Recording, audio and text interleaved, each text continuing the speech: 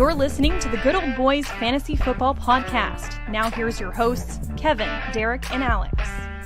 All righty, welcome in, ladies and gentlemen, to another episode of the Good Old Boys Fantasy Football Podcast. I am Derek, and I am joined, as always, by your co-host, Kevin.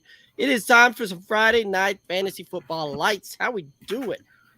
I'm doing great, man. It is Friday. We are at the end of another long work week, but with the start of another football weekend, right? Thursday night game kicked us off. I'm sure we'll touch briefly on what happened there, but I'm ready to get into the slate, right? Like we're starting to get into, the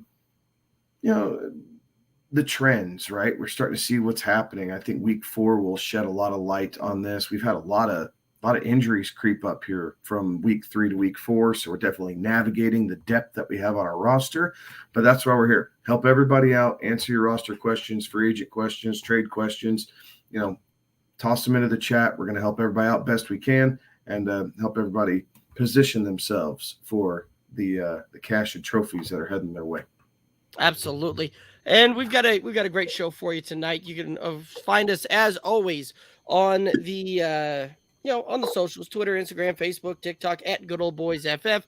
We stream on these things live for you on Twitter, on Twitch, and of course the YouTube being the best place to help support this independent podcast. Heading over to there, clicking the subscribe button, ringing the bell, letting you know when we go live and getting all the notifications for that one there as well. Of course, with the Friday night show, right, you're throwing those questions in, we're going through, we're answering those things, we're getting all of those questions answered for you and helping you get those everything ready to go for this weekend. We're going to go through all the games, break down our matchups. We're going to, of course, be calling out our props that we like on that one. A couple of comments kind of already coming in here. Leadership saying, let's go. Always look forward to the lights of Friday nights for fantasy football. Appreciate that. Always good seeing leadership lessons in the chat there. The Stacks app saying the boys are back. Absolutely, we are. It is Friday night. You knew we'd be here. Terry in the questions asking a question already. Trade Cup for Lenny and Christian Kirk. As much as I'm a fan of Lenny right now, I don't know that Christian Kirk is like wide receiver 6 in most half point PPR settings. I think it's very reasonable to see Christian Kirk probably finish as a top 20 wide receiver, but I don't see him, finishing in the top 10. So I think that you see some fall off here over the, for the rest of the remainder of the season. And you see him reasonably finish kind of, wide receiver 15 to 20 is kind of where I think I'm going to kind of call my rest of season shot on that one. Cooper Kupp is such an amazing fantasy asset. If you're drowning for running back help, I understand this trade, and yes, it makes sense. But Terry, unless this is a different league, based off the rosters that you've sent over to us in the past, I'm keeping Kupp. I'm riding that thing out. Allen Robinson has not quite emerged to be the number 2 that we thought he might be. So it is Cooper Kupp early and Cooper Kupp often in this LA Rams offense. And if you're looking to move off of him, I think, as crazy as it sounds, I'm wanting something more. Like I'm trying to acquire like Nick Chubb, who I like more than Leonard Fournette. I'm trying to acquire Joe Mixon, who I'm going to touch on here later in this show, over Leonard Fournette. Someone who has probably a little bit more staying power at the running back position. Christian Kirk is a nice piece to go along with that. I do think he's going to see those targets, but I want to see this Jacksonville Jaguars team be able to continue to sustain their offensive presence throughout the season and not kind of fade away with this young team. So it's intriguing, but I think for now I'm going to pass. Yeah. I mean, you kind of hit all those touch points there, and I would rather have the Cup than both Lenny and Christian Kirk combined. Nate, been a little while since we see Nate in the chat, but Nate is back here. Start 2, Gibson, Hunt, Jamal Williams, James Robinson, James Conner. I think I'm starting Jamal Williams out of that one for sure. The matchup, kind of a prime matchup this week. We've already seen DeAndre Swift ruled out. Craig Reynolds is not going to be a guy that's really going to take much in the way of touches away on this one, I don't think. So I think Jamal Williams is a plus matchup for me in this one. I'll probably play the matchup there. Kevin, what are your kind of thoughts here while I'm looking at my second? I see, for me, as crazy as it sounds, James Robinson should have been carrying your roster here. Maybe not week 1 because you didn't know what you were going to get, but weeks 2 and 3 for sure with great performances. I have a hard time sitting James Robinson, although he probably has the toughest matchup of anybody in this group. So if you're not sold on James Robinson, I'm going Connor and Williams for this week. I like Williams' matchup against Seattle. Detroit's been feisty, right? Like, they haven't won every game, but they are fighting. They're biting kneecaps. My only concern about Jamal Williams in general is if for whatever reason, if Seattle's able to jump out in front, Jamal Williams is kind of a complete afterthought in my mind. But I think overall I'm going Connor. I would go Connor and Robinson personally, but if you want to go Connor and Williams, I understand that. Gibson, I don't want any part of against the Cowboys. Their defense has actually been playing really, really well, guys. Like, I know everyone loves to hate on Dallas, but their defense has been on fire here, especially knowing that Dak Prescott's still out. And Kareem Hunt, it's not a terrible matchup, right? Like, it's an okay matchup, but Nick Chubb has been on fire. So going with the hot hand theory that Stefanski does kind of like to run with from time to time, it's still Nick Chubb. Right. Yeah, for me, it's Jamal Williams. I think I like James Robinson, then kind of James Conner is kind of how I'd rank that 1, 2, 3. Again, right, I don't want somebody playing kind of second fiddle there for touches. So, Hunt would be kind of my fourth one in there. Gibson, and I touched on this the last couple of weeks there, has been incredibly ineffective. And if he's not finding the end zone most weeks right now in fantasy, you're not happy. So Gibby's going to be the end of my list there. James Robinson, Connor seems to have a little bit tougher matchup in my mind, going up against Carolina. They've been actually pretty good the last couple of weeks here against the run. So yeah, that's how I would rank that one. Jamal Williams, James Robinson, James Conner, Kareem Hunt, then Gibby. Hope that helps there, Nate. Terry, pick 2, Mike Williams, Aaron Jones, Sutton. Cortland Sutton is on the top of that list for me. Yep, smash. And I think I'm going Mike Williams. No Keenan Allen. There was no injury designation to Herbert at the end of the week. So obviously, based off the NFL guidelines, the Chargers feel good enough about his situation that they don't even leave him as probable, right? Like, there's no designation there whatsoever. So I think I'm going Mike Williams. Keenan Allen's out again because of the hamstring. So Mike Williams is the only show in town. While I like Aaron Jones, I think I'm going with the receivers here. I think I just trust it a little bit more, knowing that both these guys are the clear number ones on their team going in, as opposed to a running back who, yes, A.J. Dillon's questionable, but it's a fairly stout New England defense, especially knowing that their quarterback's down as well. So I think that one might be a bit lower scoring than what we anticipate. So Williams and Sutton for me. I think I'm going to lean right there with you, right? When I look at it, Packers favored to win. The line on this one's almost 10 points. Very rarely do you see a 10-point spread in the NFL here, which when that's the case, the Packers are going to ground and pound and really just try and salt the game away, or be in the game script that Vegas would expect them to be in on this one. I see that work being much more of an A.J. Dillon work than an Aaron Jones work day. So I think I'm right there with you. I think I'm going to actually go Mike Williams and Sutton on that one. I think you talked me into that one. I like it. All righty. Terry saying that he's going to keep Kupp. Last trade question. He says, would you trade Mike Williams for James Robinson? As long as you feel good about your receiver depth, and right. Then yes, right? At that point, he'd have Sutton and he'd have Cooper Kupp. Based off of some of the questions we've got earlier. Yeah, as long as it's the same league, then I think I do. I think I would do that because Mike Williams, as we've seen, right, is kind of peak and valley, right? He is closer to Tyler Lockett than he is to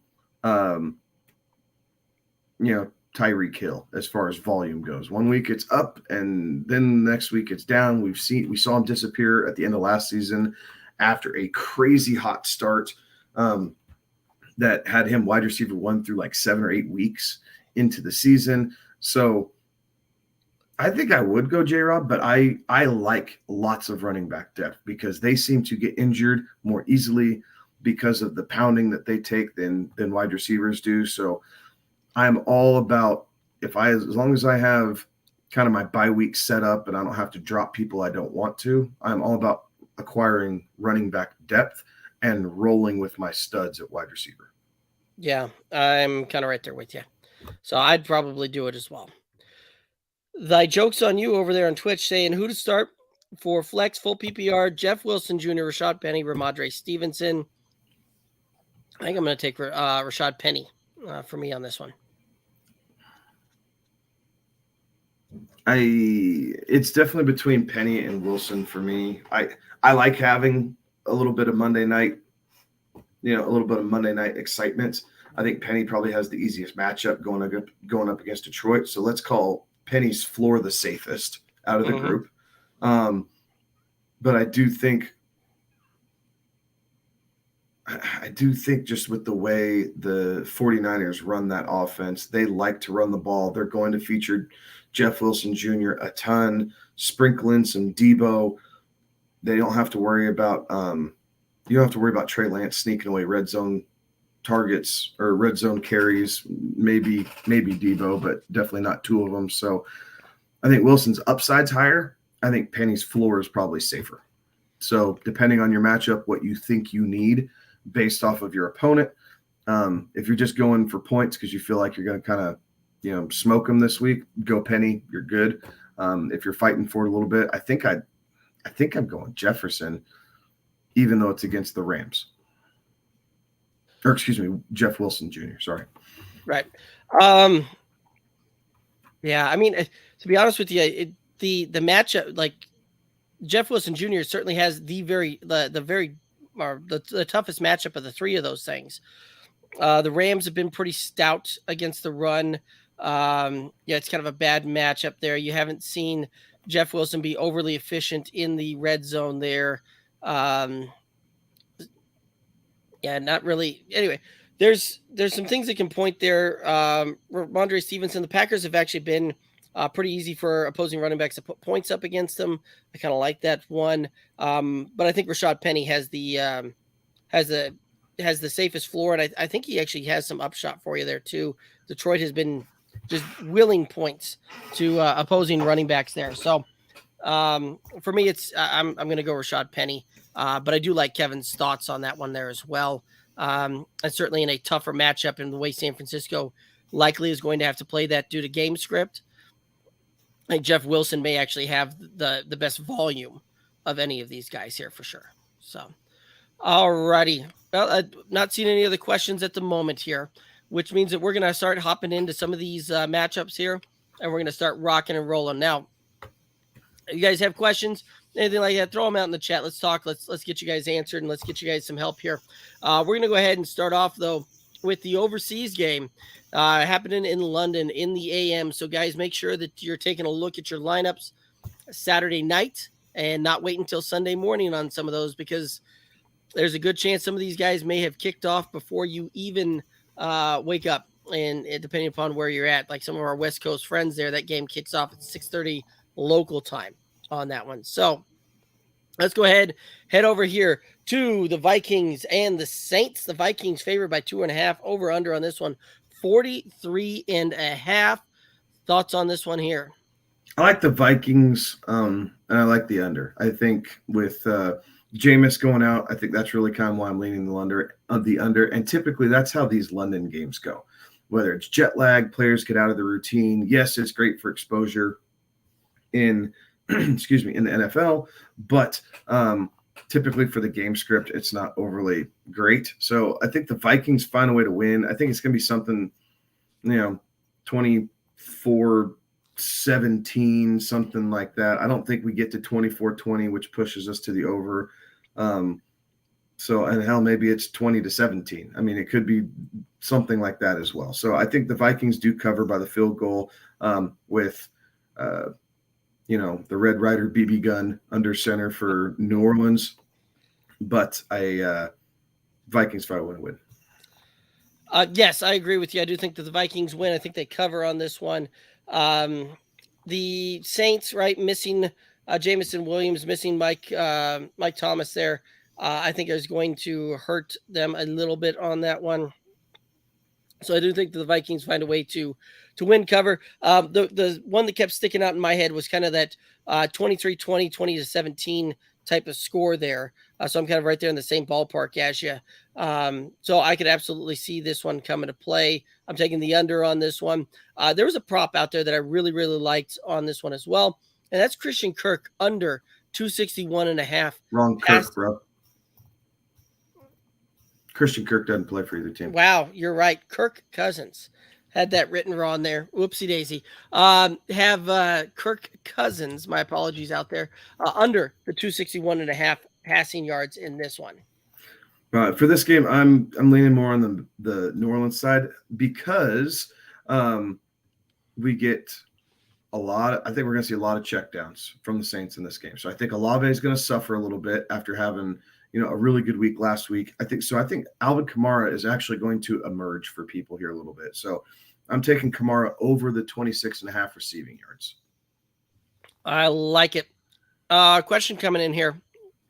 Duffy the Goat over on Twitch is Godwin, Mike Williams at flex, Herbert and Jamal Williams on the bench.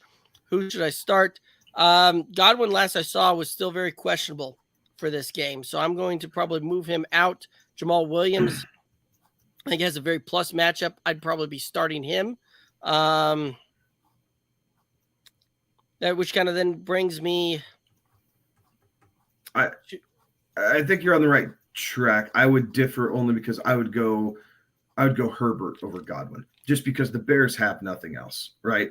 Yeah. I think it's 146.5 or something like that for Justin Fields passing yards in this game. We know what the Bears are going to do. They don't have anyone behind Khalil Herbert right now. We saw what he did last week. It's going to be more of the same. So I think while Williams' matchup might be slightly easier, the volume and just sheer tendencies of Chicago lean me towards Khalil Herbert for this game. And I would leave Mike Williams in over Jamal Williams. Fair enough. So a little bit of a different opinion there.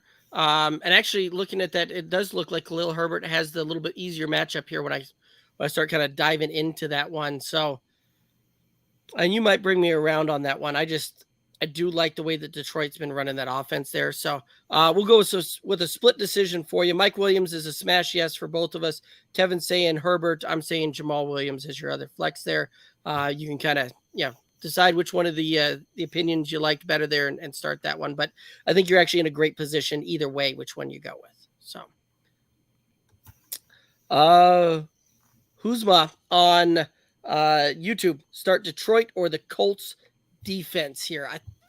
Colts. Tennessee's offense hadn't been very good. Derrick Henry did start to emerge last week, but the Raiders defense has been bad also. Shaquille Leonard, I missed his name on the injury report. Not that he's off of it, but I did miss the designation.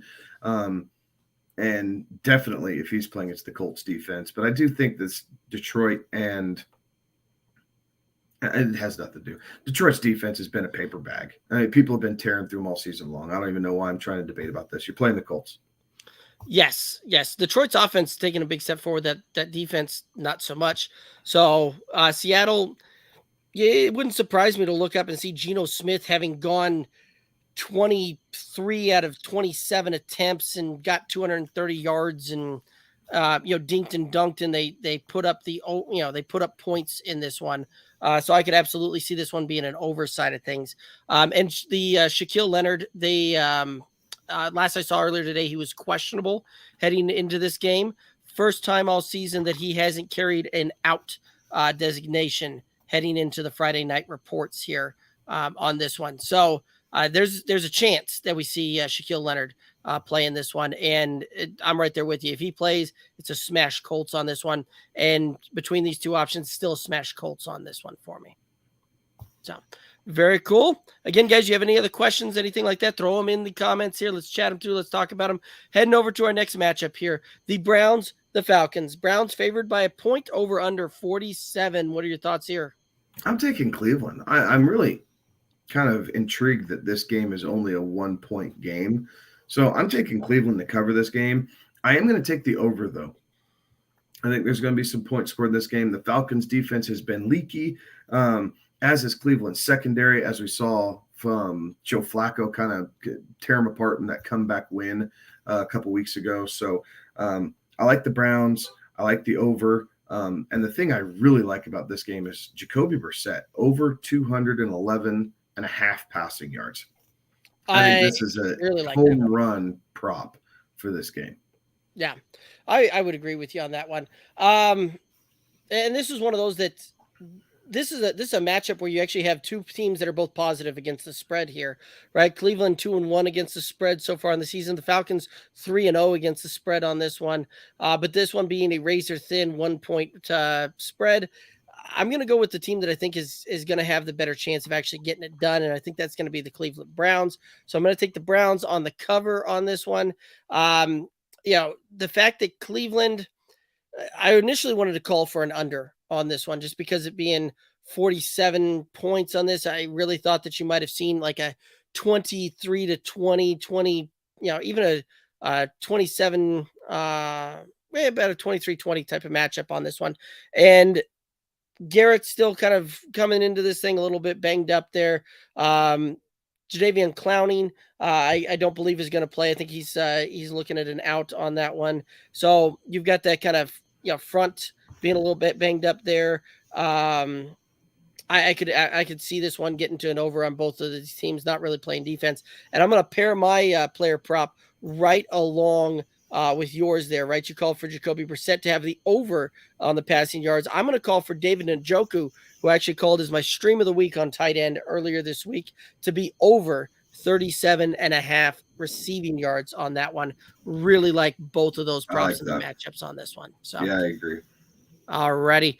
Swavey JP say, what's up, boys? What's up? Swavey, good to see you in the chat there. What's y'all's favorite teams? We are out here in Colorado, and the hometown team is the Broncos for us. Hopefully that answers your question on that one. It's Broncos. End of story. Well, if you're talking college, Kevin's going to be. I'll take my dogs any day, but yes, I am a Broncos fan through thick and thin here. I was sticking to just NFL. Kevin's a Georgia Bulldog fan. I'm an Oklahoma Sooners fan there for when it comes to the college football games there. All righty, let's go ahead and head on over into our next matchup here.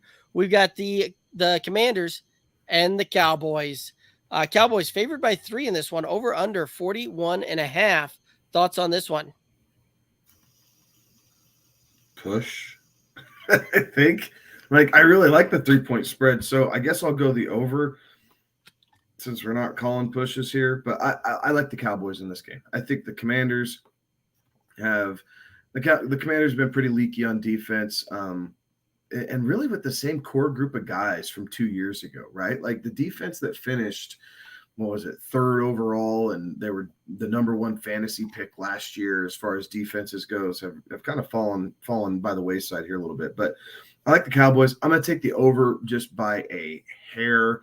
I think they find a way to get over. Cooper Rush has been extremely efficient.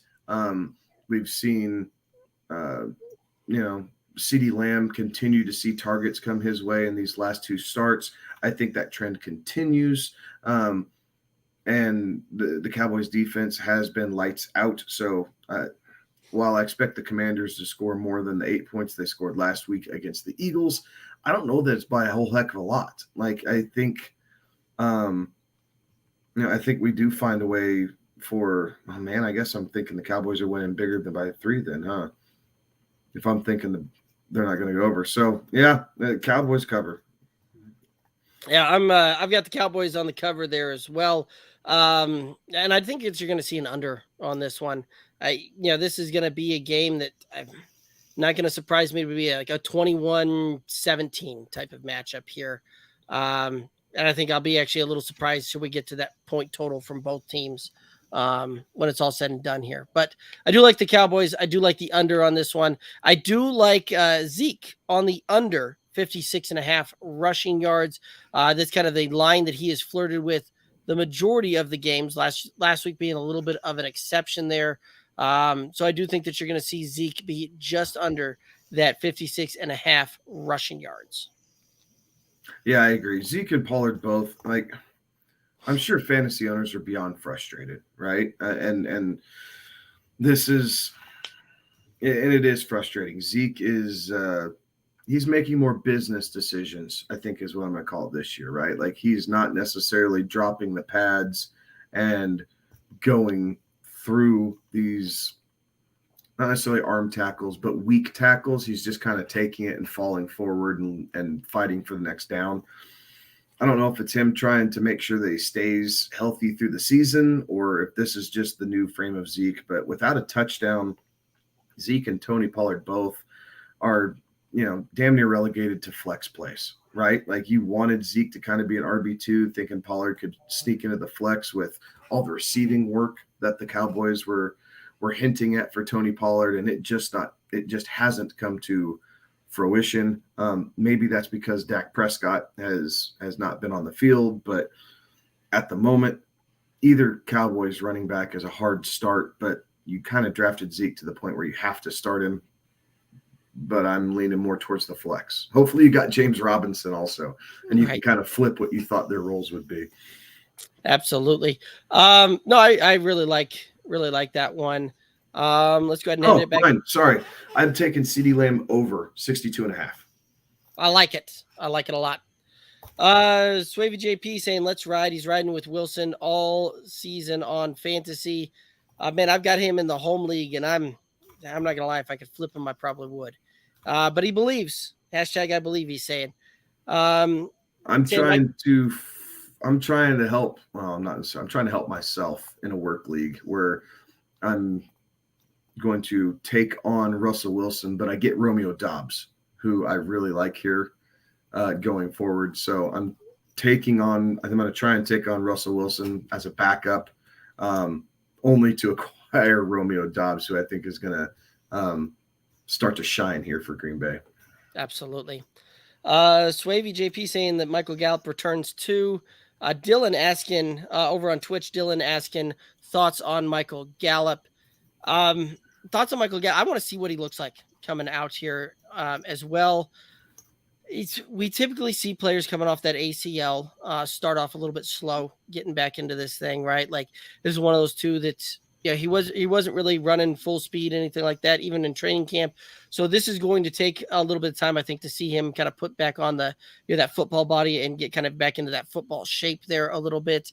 And I want to see what that looks like too with Dak coming back. I think Dak coming back. I think Michael Gallup coming back there. I think he's a very intriguing play, and I wouldn't mind throwing him in as a stash at this point towards the back half on this one. But I want to see what he looks like for about 2 or 3 weeks coming back before I go out there and I really spend any waiver priority or I spend any big fab money on that one. I took a lot of Michael Gallup late in drafts for kind of this assumption. So, this is why they didn't stick him on the PUP list or IR. They thought he'd be back earlier. They're going to try and give it a run. I'm not playing him anywhere this week. Like, I just not. I'm finding any other option possible this week as he kind of works his way back. But as like Derek said, as Dak gets back in the fold and as Gallup gets back into football shape, I think that Michael Gallup will be a nice shot in the arm for your fantasy team, especially depth-wise as we get into bye weeks and everything else, because it forces teams to look somewhere else besides CeeDee Lamb in the passing game. So you get Dak back to full health. If Dalton Schultz can kind of get back to full health after nursing that ankle injury and you get Gallup back, this Cowboys offense instantly looks a little bit more potent. And what it also allows you to do is then you can take CeeDee Lamb, stick him in the slot, so that way the corners can't press him. And you have Noah Brown and Gallup on the outside, and it allows CeeDee Lamb with a free release. So there's a lot of good things that are coming for this Cowboys offense, I believe, with Gallup returning and Dak and everything else. You just need to remain patient. Right. He opens things up quite a bit there.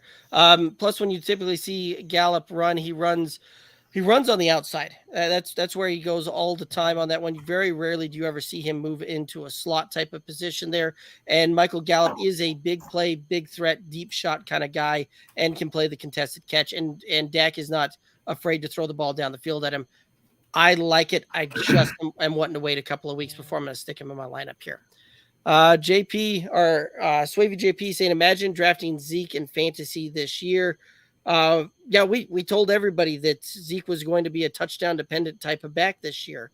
And if he wasn't falling into the end zone and if he wasn't going to be near double digit touchdowns, you weren't going to be happy on that one. Any other thoughts on that one? No, he's I purposely did not draft Zeke in our home league this year because I did not want to be fighting this. I had Zeke for a couple years now in our keeper league, and last year I learned my lesson with that, and I purposely stayed away from him really at all costs. I just did not want to deal with the headache. Yeah. JP saying that he drafted Gallup late as well, but just don't love his projection at this point.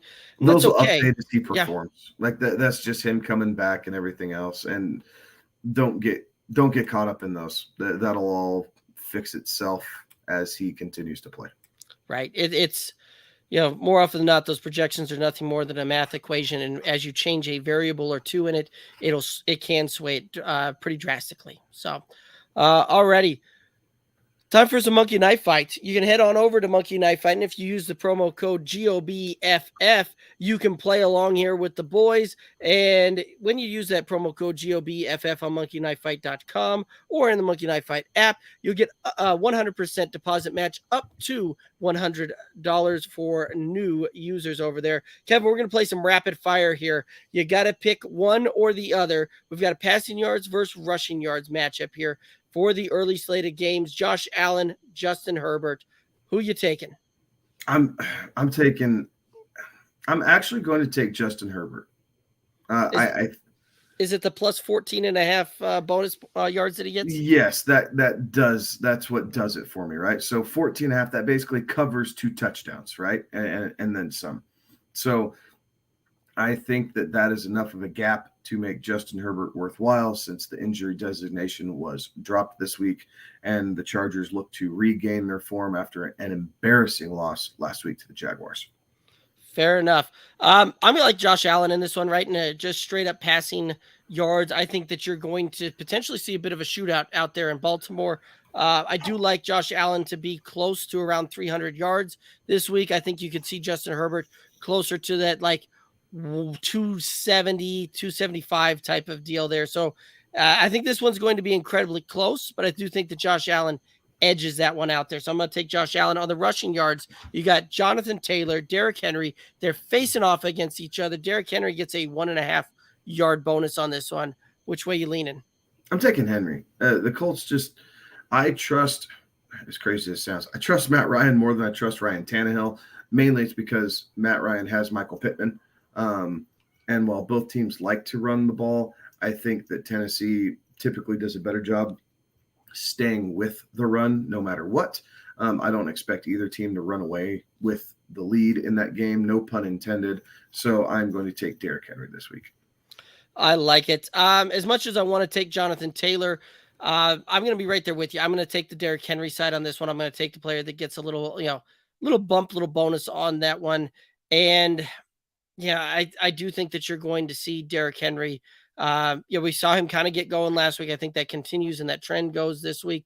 If you can't get hands on Derrick Henry in the backfield, you seem to have a very tough time bringing him down. Before he gets that head of steam and gets you 4 or 5 yards. So I'll take Derrick Henry on this one, and I think a lot of that has to do with the fact too that the Colts have other weapons that they'll utilize in this matchup. All righty, let's go ahead and head right into our next matchup here. Again, guys, if you have any questions, comments, anything like that, throw them in the chat. Let's go ahead and talk about it. Let's go ahead and get you guys rocking and rolling on what you need here. So Seattle, go. There we go. Seattle heading to Detroit. The Lions favored by 4 points, over under on this one, 48. What are your thoughts on this one? I am. Let's see here. I think I'm going to take the Lions because they're the home team, but I like the over. Man, that 4 points kind of scares me. Actually, I'm a pivot here on the fly. Sorry. I'm going to take the Seahawks to cover. I think this is a field goal game. I still think the over, though. But the Lions defense has been extremely leaky. I think they're giving up right around 27.5 points a game. Seattle's hasn't been a whole lot better. I think the thing that hurts Detroit is no Amon-Ra St. Brown, no DeAndre Swift. So I think that does kind of shift it over to the Seahawks a little bit just because they're at least full strength. And then we're going to see what Jared Goff versus Geno Smith can do and go from there. So what an unsexy naming matchup, right? Yes. Jared Goff versus Geno Smith for fantasy. While both quarterbacks have been extremely good. Like if you had Trey Lance that went down, if you had Dak Prescott that went down, Mac Jones, but no one should have been starting him unless it's a 2-quarterback league anyway. Both these guys have really kind of outkicked where we thought they would be at this point. So I think that kind of continues, but Detroit's going to have to get creative in this game to pull out the win. Yes. I do think the Detroit, they just got scrappy bunch. I just kind of have liked rooting for them a little bit this year here as well. I'm going to just continue rooting on there, and I'm going to choose for the Lions to go ahead and cover on this one. I think that this is going to be a close game, but I do think that they can kind of get over the hump there. They are 3-0 against the spread this year. The Seahawks 1-2 against the spread. So I'm going to hop on that trend and call for the Lions to go ahead and cover, even though every other time they've covered, they've done so as the dog on that one. I'm going to take them as the favorite to cover. I'm going to take the over on this one. I think this one does have the capability here of getting a little high scoring on this one. And the player prop that I really like on this one, Rashad Penny over 59.5 rushing yards.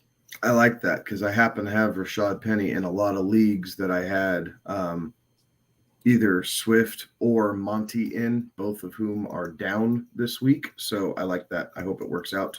My player prop for this game is TJ Hawkinson over 4.5 receptions. They got to throw the ball somewhere, right? No Amon-Ra St. Brown, so you're losing 11 to 12 targets. They got to get spread out somewhere. Hawkinson got in the end zone last week, so we'll see if they let him out into coverage a little bit more. Seattle is decent against the tight end, but I don't need the yardage, right? I need short screen passes, quick outs, stuff like that for first downs that TJ Hawkinson can provide. I like it. All righty, let's go ahead and head to a matchup of the Tennessee Titans, Indianapolis Colts. Colts favored by 3.5 in this one, over under 43. Thoughts on this one? Man, I think I'm going to take the Colts to cover. I think they found at least a little bit of swagger in beating the Chiefs, as ugly as that game was. Tennessee's defense is not been great here to start. So I'm going to take the Colts to cover 43.5. I'm going to say under. I don't think that these teams have enough consistent offensive rhythm to be able to do that. So Colts, the under. Yeah, I'm right there with you on the under. I do think that this is going to be this is a old school matchup on paper type of thing, right? As far as how both teams have kind of seemingly like to really go about running the offense there with a ground and pound type of deal. Two amazing running backs in this one with Jonathan Taylor versus Derrick Henry on this one. So I do think that you're going to see an under thing. I think this is going to be a very heavy ball control type of game. I do think, though, that the Titans managed to cover. And the only reason that is that hook on that one with that 3.5, that half-point hook brought me back to the Titans on this one. I do think this one's going to be a 3-point field goal type of game. And that's kind of how I settled on this one. This one's not going to surprise me again if we see a 20-17, a 17-14 type of matchup here. Is really kind of how I see this one playing out. Treylon Burks, though, I do think that he's got a very nice, intriguing prop on this one. It's nice and low enough that you could potentially see him take care of that thing in 1 or 2 receptions. And I'm going to call for Treylon Burks over 37.5 receiving yards. I like that one. I'm staying on the receiving end of this game as well. After we did the monkey knife fight, talking about the running backs, right? And here our props are. I'm going Michael Pittman over 69.5 receiving yards. Matt Ryan definitely enjoys having his number one target, and that is clearly Michael Pittman. So I think he gets to 70 plus this game pretty easily. I like it. And the Colts, I'm sure, wanting to see him back and rolling. He had a good return to the field last week. So hopefully that continues there. Cheddarhead up in the YouTube chat. Sup, I got Cooper, DK, Gibson, Curtis Samuel, full point, PPR. Needs to start 2 of them. Gibson immediately is at the tail end on that one for me. Yeah, I think Cooper's the smash start. Back-to-back 100-yard games. Jacoby Brissett's been leaning his way, and Njoku, but those are clearly the top 2 pass catchers for Cleveland with Jacoby at the helm right now. So I think Cooper's the smash start. And for me, I'm going to say DK against the Lions. Like I don't remember. I didn't take his prop in that game, but his I think his prop was like 4.5 catches. Was his prop, and I was leaning the over on that side as well. So I think you'll see DK with, 6 grabs on 8, maybe 9 targets, something like that. So that'll help with your PPR scoring, and he'll probably have 60 yards and the better possibility of a touchdown against the Lions than Curtis Samuel. He might get there with receptions and kind of things they do with him out of the backfield, but this Cowboys defense is much better than the Lions defense is against the pass. So I'm going to take the low-hanging fruit on this one and go Cooper DK. Yeah, I think that's definitely the smart play on that one. And if I'm playing with my head, I'm going to be saying that that's the way to go. Go with Cooper and DK. DK's got a much better matchup. Detroit's been giving up a lot of those types of things, although Okuda's been playing well. But Curtis Samuel's a tough one to shy away from. I do get that one there as well, simply from the standpoint that Washington has been manufacturing him like 10 to 13 touches a game on that one, right? He's been getting pretty consistent 10 targets, 2 to 3 rush attempts on that one. So I like the volume there, but I do think that you're going to see the higher scoring game, and that's where I'm going to lean back to. I think that Detroit-Seattle game will be much more higher scoring, and I'm going to take DK in there as well from a standpoint of I'm going to lean where the points I think will be more readily available there. So Cheddarhead, sounds like we've actually got a consensus for you. Cooper, DK, that sounds like where we're heading there. J2 Nice on the YouTube got Najee and Jamal Williams as running back 1 and 2. I just don't know who to put in my flex. Options are James Robinson, Cordell Patterson, James Conner. Patterson right now questionable heading into this game. I don't know that you're going to see him play on this one. So he moves to kind of the bottom of my list there. And then I think I actually lean James Robinson, James Conner, Cordell Patterson is kind of how I think I would rank that one.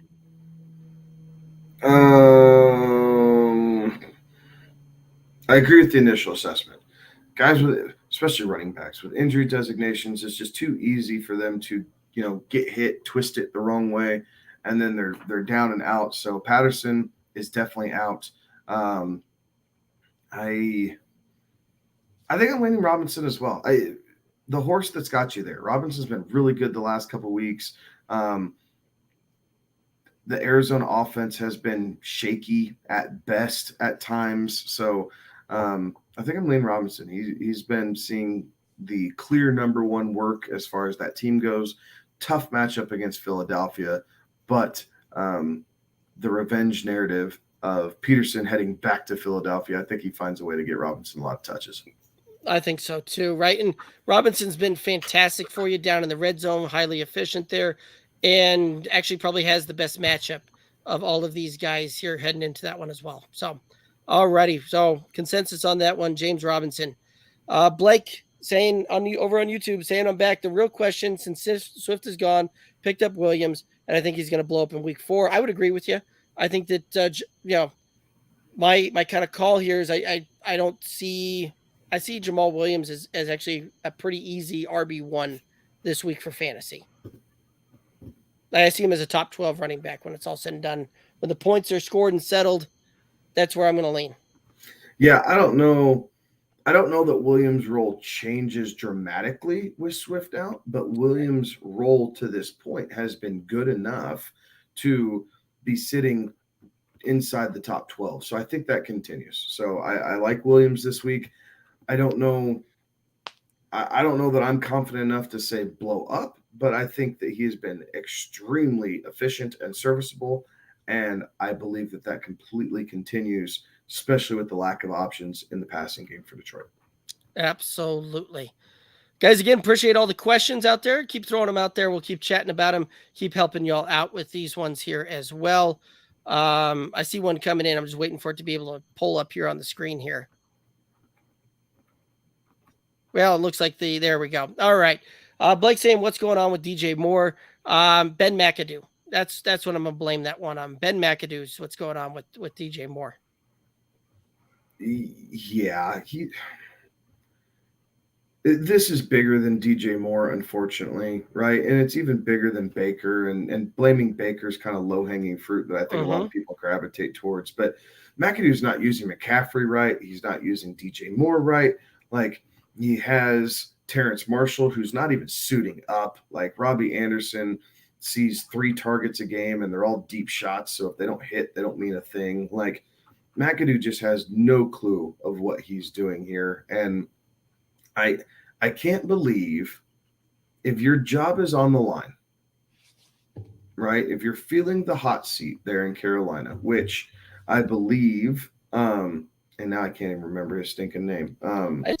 It's been rumored that Rule has been on the hot seat for the last 2 seasons on this one, coming into this one, right? Like, there's speculation that he wasn't going to make it into, when they started making the Darnold type of trade moves, and then with the Baker moves, and then like how many times, and this is actually really interesting with this one, right? How many times in the past have we seen a head coach get a chance with, what is that, four former first round quarterbacks drafted through their tenure, and they can't seem to put it together, and they can't seem to make it work. Yeah, right. And 2 of those guys were number 1 overalls. Sam Darnold was number 3. Teddy Bridgewater was still a first rounder there. So, I mean, it's mind blowing to think about it when you kind of go from some of that how many coaches get that opportunity to 4 former first round quarterbacks drafted in the first 4 years, and are able to keep going. So there's some of that. There's some of the fact that, right, we talked about that after even week 1, that the offense is set up where all of these things are going up against zone coverage, right? You look at how the NFL is being played today, a lot of shell, a lot of zone coverage out there. And what are the Panthers doing? They're running a lot of out routes. They're running a lot of things into the flats there where the coverage is sucked down on, and they're throwing into the, kind of against the grain instead of throwing into the grain. They're not necessarily running either Robbie Anderson or DJ Moore kind of over the middle. You look at where the big plays have happened for DJ Moore and Robbie Anderson. To that point, they have been crossing type of routes. They've been shots over the middle, all of that kind of stuff. Like, we're not seeing Christian McCaffrey utilized in the check down game, utilized in some of that to do some of that. And again, right, it's easy to blame Baker, but the plays aren't necessarily set up, and the design isn't necessarily set up there on that one. And I can go on and on all day bashing how the Panthers are using their weapons there, because they've got a lot of weapons and they're just doing it poorly. So I think I'm going to jump off my soapbox for we look up and it's another like half hour. And I'm still on the same topic. And the problem with DJ Moore is you need him to have a really good game, and then you need to try and flip him. Mm-hmm. Like DJ Moore, unfortunately, is not the player that we wanted him to be. And he has all the talent in the world. Like, this is not his fault. But in this offensive regime, as long as it's not a dynasty league or, possibly a keeper league, where you might want to stash him if there's some value. And really, even in a keeper league, I think I'm willing to give him back at whatever cost that is. I will be. You need him to have a good game, and then you need to flip him, unfortunately. But right now is not the time. You won't get any sort of fair trade value unless you have some diehard Cuckoo Panthers fan in your league who's willing to, give you above market value for what Moore is getting right now. I would agree. Blake saying that Brady is scaring him. Let me know your opinions. You guys are saving my fantasy. Should I start to think to not start him? This week's going to be a little bit rough, I think, with some of the weather still going on down there. But I think the back half for Brady is going to be set up very, very well for him. You look at what he's had most of the season. He's been thrown to not much out there when it comes to the wide receiver realm. Godwin should be coming back here. We get Evans back this week.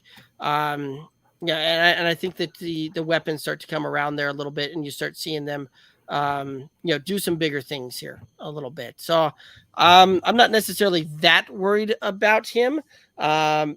Season long, I think he'll turn around towards the back half there. But in the meantime, if you want to set him, it depends on your options there. But I'm not opposed to moving off of him. I've got him in a lot of super flex leagues where I've got him as my super flex there, and I've gone out and I've put other quarterbacks kind of as that QB1 there. And that's been able to kind of get me through there. But it really depends on what else you can pivot to and which way you can go on that one. Yeah. I mean, last week I played Geno over Tom Brady when they played the Packers, mainly because he had zero weapons outside of Gage to throw to. This week, it's a primetime game, Sunday Night Football. The game's going to be held in Tampa. The hurricane, while the damages are still there, and obviously, our thoughts and prayers go out to those families in Florida who are fighting that. It has gone up the coast and now into the Carolinas. So I don't think that there's going to be as much of a problem here. I think Brady going forward, the team's getting healthier. Uh-huh. So you've rode out the worst stretch that you're probably going to see from him this season. I'm not giving him up. In single quarterback leagues, I might look for a better streaming option, but I don't think Daniel Jones is the answer this week against Chicago. You could argue that possibly Geno is against Detroit, but Mariota's not against Cleveland. Trevor Lawrence isn't against Trevor Lawrence isn't. Yeah, if he's still out there. So your options, Baker's not right in Carolina. We just got done talking about that. So I think I am probably single quarterback leagues. If I have Brady and I don't love my other option, or if I don't have another option, I'm playing Brady. It's primetime football. He gets Mike Evans back. The team is getting healthier. I bet Russell Gage goes, so at least have Evans and Gage this game. Julio, I'm not so sure about Julio. We might have seen the best of him already this season, unfortunately. And Godwin, I'm not expecting anything out of Chris Godwin this week, but here in about 2 weeks when he gets back and running with things, you're going to like Tom Brady. Yes, I agree with that. Here's one for you. Same vein. Brady or Brissett this week, which way would you roll? I think I'm going Brady. I don't think, as much as I like Brissett over that 211.5, right, that prop we were talking about, I don't know that I'm willing to stake a fantasy week on Jacoby Brissett, even with it going up against Atlanta. So I'm sticking with Brady and thinking that he'll find Mike Evans, 7 or 8 times for, 100 yards and a touchdown at least, and then see what else he can dink and dunk his way through. Absolutely. Greg over on YouTube, would you stash 12-team PPR Redraft Pierce, Pickens, Wan'Dale Robinson. It depends on how deep your bench is for right. me. Sorry, and I didn't mean to cut you off there. Oh, you're good. But if it's a short bench, I'm not really grabbing either of them, right? Like Pierce seems to be kind of emerging as the number 2, but it is all Michael Pittman right now. Pickens has shown flashes, right? The catch on the sideline last week that everyone was talking about, but it's Mitch Trubisky, and you're not really sure whether he's second or third in that pecking order, or even fourth some weeks behind Freiermuth. And then we expect the change to go over towards Kenny Pickett, and we're not sure what that dynamic's going to look like. And I didn't like Wandale Moore coming out of Kentucky. And people can throw these stupid stats out all they want, but when you're playing, his usage was extremely high, and yes, he was efficient, but he made absolute hay against the lower level teams in the SEC and the FBS opponents that they're playing in the preseason there, or their cupcake games there at Kentucky. So if your bench is deep, I'm going to lean Pickens. If it's not, I'm going to say I wouldn't bother with any one of them. Right. I'm kind of right there with you. Shallow bench wouldn't mess around with that one. Deeper bench, maybe. I mean, the second half is where you see rookie wide receivers tend to pop there. There's some guys out there that, I don't know if Romeo Doubs is still out there as well. Like he was a guy that was still heavily available in a lot of different leagues. Like he's a guy I would much rather go and stash out there than any of the 3 that you have listed here. But if I've got to pick from the 3, I'm going to pick Pickens, because I do think that when you see the transition to happen over to Pickett, I do think Pickens probably picks up there a little bit, but it's really tough for to kind of picking in one sentence. Exactly. But it's tough to sign off on a guy that's really only seeing 2 to 3 targets right now a game. So that's kind of where I'm at on that one. Yee asking, trade Cooks for Olave. Would you trade Brandon Cooks for Chris Olave in PPR? No, this Jameis Winston injury is worrying me a little bit. And if Andy Dalton is quarterback, Chris Olave's game completely changes, right? Olave's game fits really well in letting Jameis do the things that he naturally comes to him, right? Drive the ball down the field, lots of air yards, big routes, big plays, that type of thing. Andy Dalton's the complete opposite, which is an interesting concept of having those 2 quarterbacks on that team together. Andy Dalton's not going to drive the ball down the field. He tries to be risk adverse. He checks down a whole lot more. It's actually a hell of a lot better for Alvin Kamara in the way the offense runs. And even Michael Thomas, if he can get past this toe injury. So, no, at this point, I'm keeping Brandon Cooks. I know these first couple weeks haven't been maybe what you thought it would be. But this Texans team, they're at least staying in games. They're scrapping. They're trying to do it. This roster is a little depleted, but Cooks is really the clear passing option there. Nico Collins is emerging slightly, but it's only a matter of time for Brandon Cooks, finishes in wide receiver 2 territory where you expect him to be. Right, and the only thing that you're disappointed at with Brandon Cooks really is his touchdowns, right? 0 touchdowns through 3 games on this one. Right now we're 3 games into the season. We've got 29 targets coming out of Brandon Cooks. So we're seeing almost 10 targets a game from Brandon Cooks. So that's really tough and he's the clear-cut wide receiver 1, clear-cut first read in that option. Olave has been a big play kind of guy, a guy that I'm very high on, especially after having made a trade for him in our home league. And a guy that, right, like you look at it, he's also sitting at 29 targets out there as well. The difference kind of being one game there between the 2 of them. So I think I would also probably stick Brandon Cooks on that one there as well. Gator J saying DJ Moore will always be a wide receiver 2 at best. Yeah, I just don't know that I believe that. If he gets in the right system, gets in something that's going to utilize his skill set, I think that you could see him take that ascension to it, right? In the last few years, 1,100 yards. It's the 4 touchdowns that always kind of hurt him on that one. Carolina just can't seem to get into the red zone, put the ball in the end zone. But you take him at a 1,100 yards and 9 touchdowns or 10 touchdowns, which that easily puts him wide receiver 1 territory for fantasy. Sam, Curtis Samuel, Terry McLaurin, full PPR. Ooh, that's a tough one for me. What are your thoughts here? Samuel's your floor play, McLaurin's your ceiling play, right? A lot of Trayvon Diggs.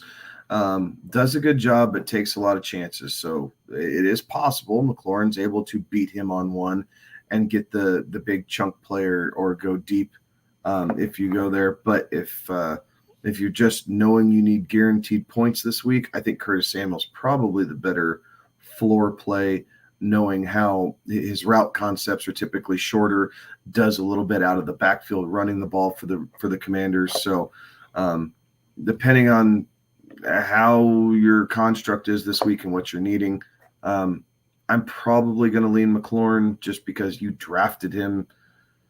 God bless you for having 2 Commanders on your roster. Yes. But you drafted McLaurin to be your wide receiver 2. He'll probably finish as wide receiver 22 on the week. Curtis Samuel could finish anywhere from wide receiver, 12 all the way down to, 42, just depending on how the concept of this game runs. Yeah, I mean, both of them are kind of ranked back-to-back for me on this one. And I'm just going to co-sign with what you said there. Samuel, floor, McLaurin, ceiling on that one. I see a bunch more comments here. We're going to go ahead. We're going to hit our next matchup. We're going to come back to the comments, answer some of the comments and the questions in the chat, and we'll keep rocking and rolling here. Next matchup, Bears.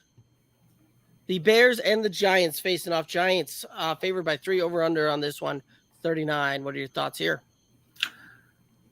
I'm taking the Giants. The Giants have been playing fairly well. Yes, they got beat by Dallas, but I mean, both these teams want this to be kind of a low-scoring, scrappy game. I think the Giants inevitably would like for it to be a little bit more open, but they don't have the offensive weapons, right? Kadarius Toney has been put in the doghouse. Sterling Shepard, unfortunately, the knee injury, he's out for the season. You have Darius Slayton, who went from number 1 wide receiver on this team 2 years ago to being the 4th wide receiver on the team this year. Like, Wan'Dale Robinson's still out. And then you have Richie James. Richie James, right? Like, he's kind of the de facto number 1 this week. So I'm going to take the Giants to cover. I'm going to take the under. I think this game is going to be kind of, not even kind of, extremely boring. But the Giants find a way to pull it out. And really, it's probably closer to a push, but it is what it is.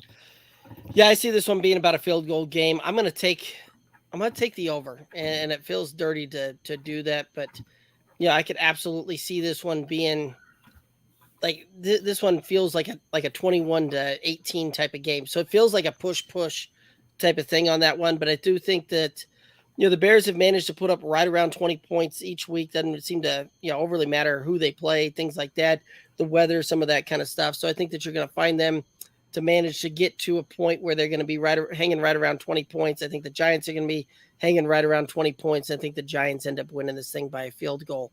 So I'm going to take the Giants. I'm going to take the over. I don't feel great about either one of those calls because I think this is push kind of territory. Man, they did a really good job setting both of those lines on this one. As far as player prop, one that I like in this one, I like Saquon Barkley over 79.5 rushing yards. And it's a big total. I like it. Like Saquon has surpassed both of our expectations, right? We talked about that on the Tuesday show briefly, but I'm going to go with a little bit safer option. Richie James being the de facto number 1, over 3.5 receptions in this game. I think he sees 5 or 6 catches here. The yardage might be garbage, but I don't care about the yardage. Fair enough. I did like this comment, so we're going to hit this one up before we jump back into some things here. Gator J asking, is this the week the Bears let Fields pass the ball? Can he find Kmet? Yeah, he can absolutely find Kmet for 2 receptions on 4 targets. And here's an interesting one for you. Interesting kind of prop between us here. What's higher, the Bears point total or Justin Fields pass attempts?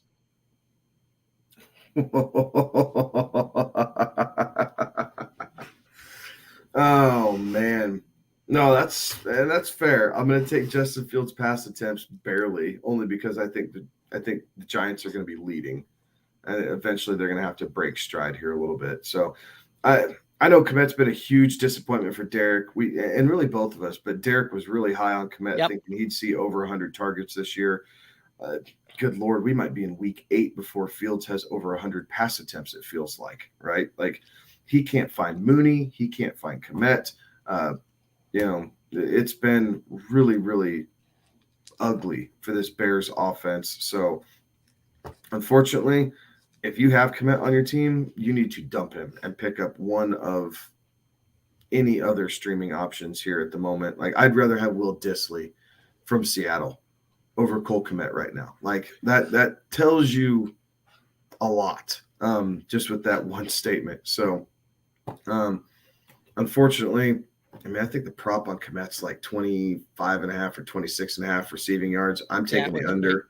Like I don't trust he can get there. But then again, if I had to put money on the Mooney's at 53.5. If I had to take money on the Mooney, I'd take the over this week, saying that he finally gets behind the defense, and maybe, just maybe, the Bears were paying attention to the Cowboys offense with Cooper Rush and thinking, oh, well, if Cooper Rush can drop that play into CD for 25 yards, maybe Justin Fields can probably do that with Darnell Mooney.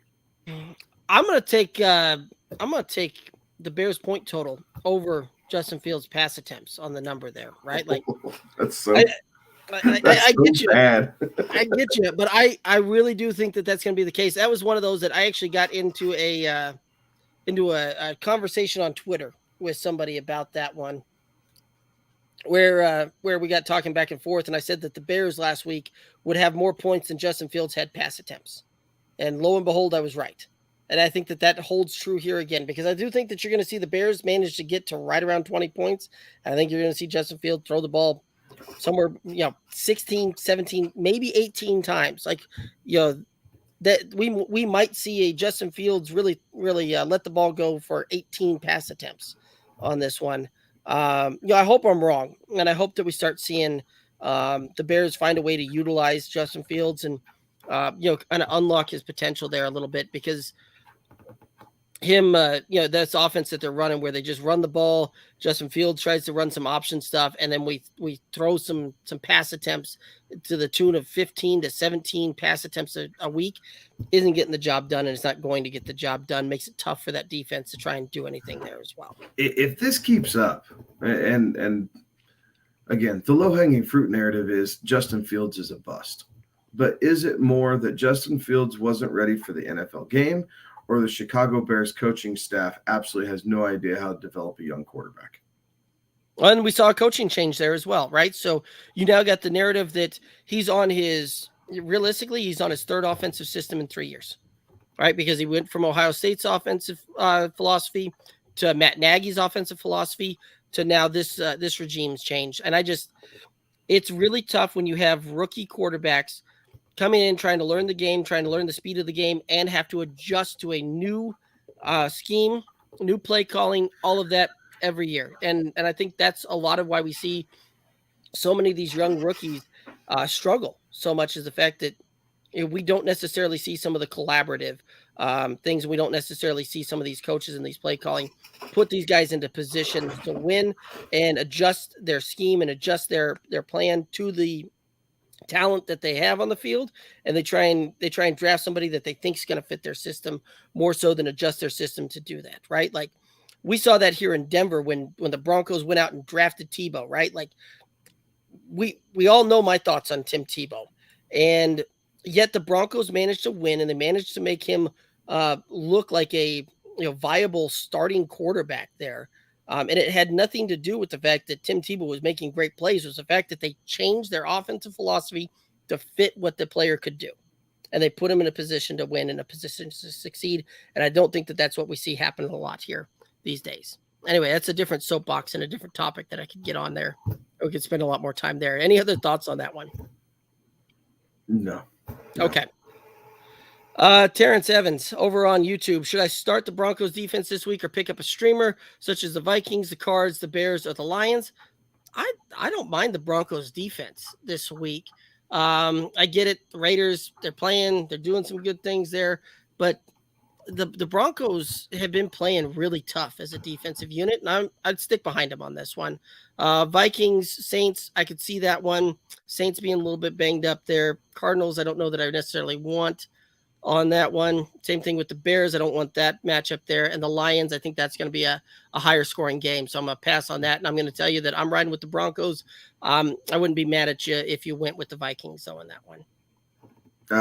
Same song, different dance. I'm keeping the Broncos. If you're really unsure about it, I'm going with the Bears. Like I just, outside of the first half of the Seattle game, where Geno kind of caught him off guard throwing the ball so much, when I think clearly looking back on it, the Broncos game plan was just to stuff the run. They did not think Geno was going to start the game out.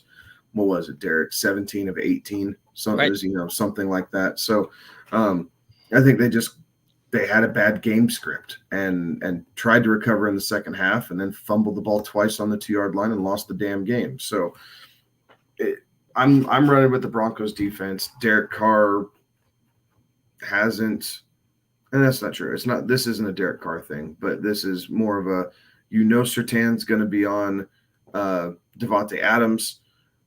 What really worries me in that game is Darren Waller. Mm-hmm. Outside of that, I'm not scared of anything that this Raiders offense has to offer against the Broncos defense. Right. Hunter Renfrow already ruled out, which then leaves Mac Hollins as your guy to try and scare some of the secondary on that one. And I just don't see that one necessarily happening either. All righty. Hugh 0059 over on Twitch, 12-man PPR, DK, Treylon Burks, Isaiah McKenzie, Garrett Wilson at wide receiver 2, Christian Kirk, wide receiver 1. He's got Fournette and Jamal Williams at the flex, Henry and Barkley at running backs. I really like the way that you have your flex and your running backs set there. Christian Kirk, I'll roll with that one there as well. I'm going to take DK on this one here. Cosign, DK. Cool. Gator J saying the issue in Tampa is the O-line. I would agree with that. Ewick over on YouTube saying, what's up, everyone?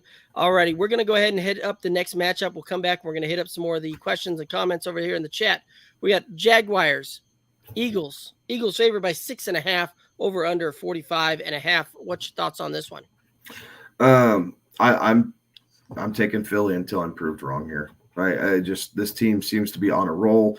Jalen Hurts has made through 3 weeks made this leap. Right, he is currently in the MVP conversation with Lamar Jackson and Josh Allen. Right, like it is those 3 players in the MVP race at the moment, and no one else is really even close. And I think that continues. So I'm going to take the Eagles and Jalen Hurts to cover this game.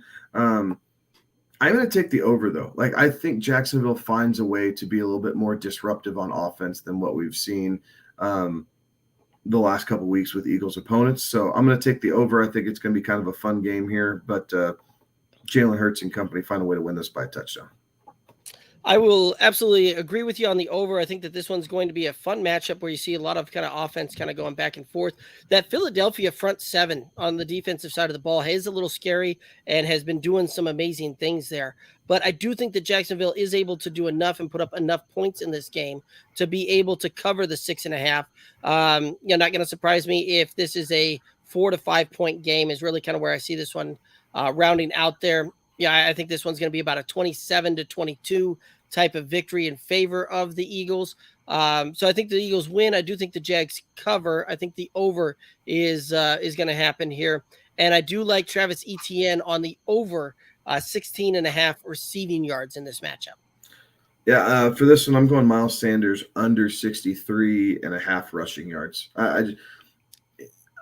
somewhere around 57 or so sounds about right. I think that number's set a little high based off the fact that they also have Gainwell and Jalen Hurts and Boston Scott. They can run a lot of people in there at running back. It only takes, a fumble, and then all of a sudden Miles Sanders is in the doghouse. So under 63.5. I like it. So, guys, here at the Good Old Boys Fantasy Football Podcast, we're all about cash and trophies, and now you can get a completely customized trophy for your league at TrophySmack.com. You want a championship belt or a winner's ring? Trophy Smack has you covered on that as well. Make sure you check it out on TrophySmack.com. You can find the link to it down in the description on both the audio version on this and the YouTube channel there as well. Head over there, get your customized belt, ring, or trophy. Help the boys out over there on that one. All righty, let's go ahead and head back here to the chat here. Blake was saying that he's a Broncos fan, and their defense is usually pretty solid there. Ewick on YouTube, who do y'all think I should start at flex? Jamal Williams, Sutton, CD. How do you not go with CD in that 33% target share that he's getting? And that's where I'm leaning. CD's going to see the most amount of targets. I think CD and Sutton could quite possibly end up with about the same amount of catches, 6 or 7. I'm leaning CD. I think that's where I would ultimately go, but damn, I like your lineup if that's where you're at for a flex is CD or Cortland Sutton. Good on you. Right. I think Jamal Williams may actually give you the safest floor of all of these guys. So again, that's some of that's going to come in there. If you need points and just guaranteed points on that one, I think Jamal Williams gives you the safer floor. Ceiling play, I like both Sutton and CD, and I lean CD there as well. So, alrighty, we already hit that one up. Let's go ahead and hit this one. Zach over on YouTube, DK, Garrett Wilson, Isaiah McKinley, Traylon Burks, wide receiver 1. I feel like we already answered this one. We did. Yeah.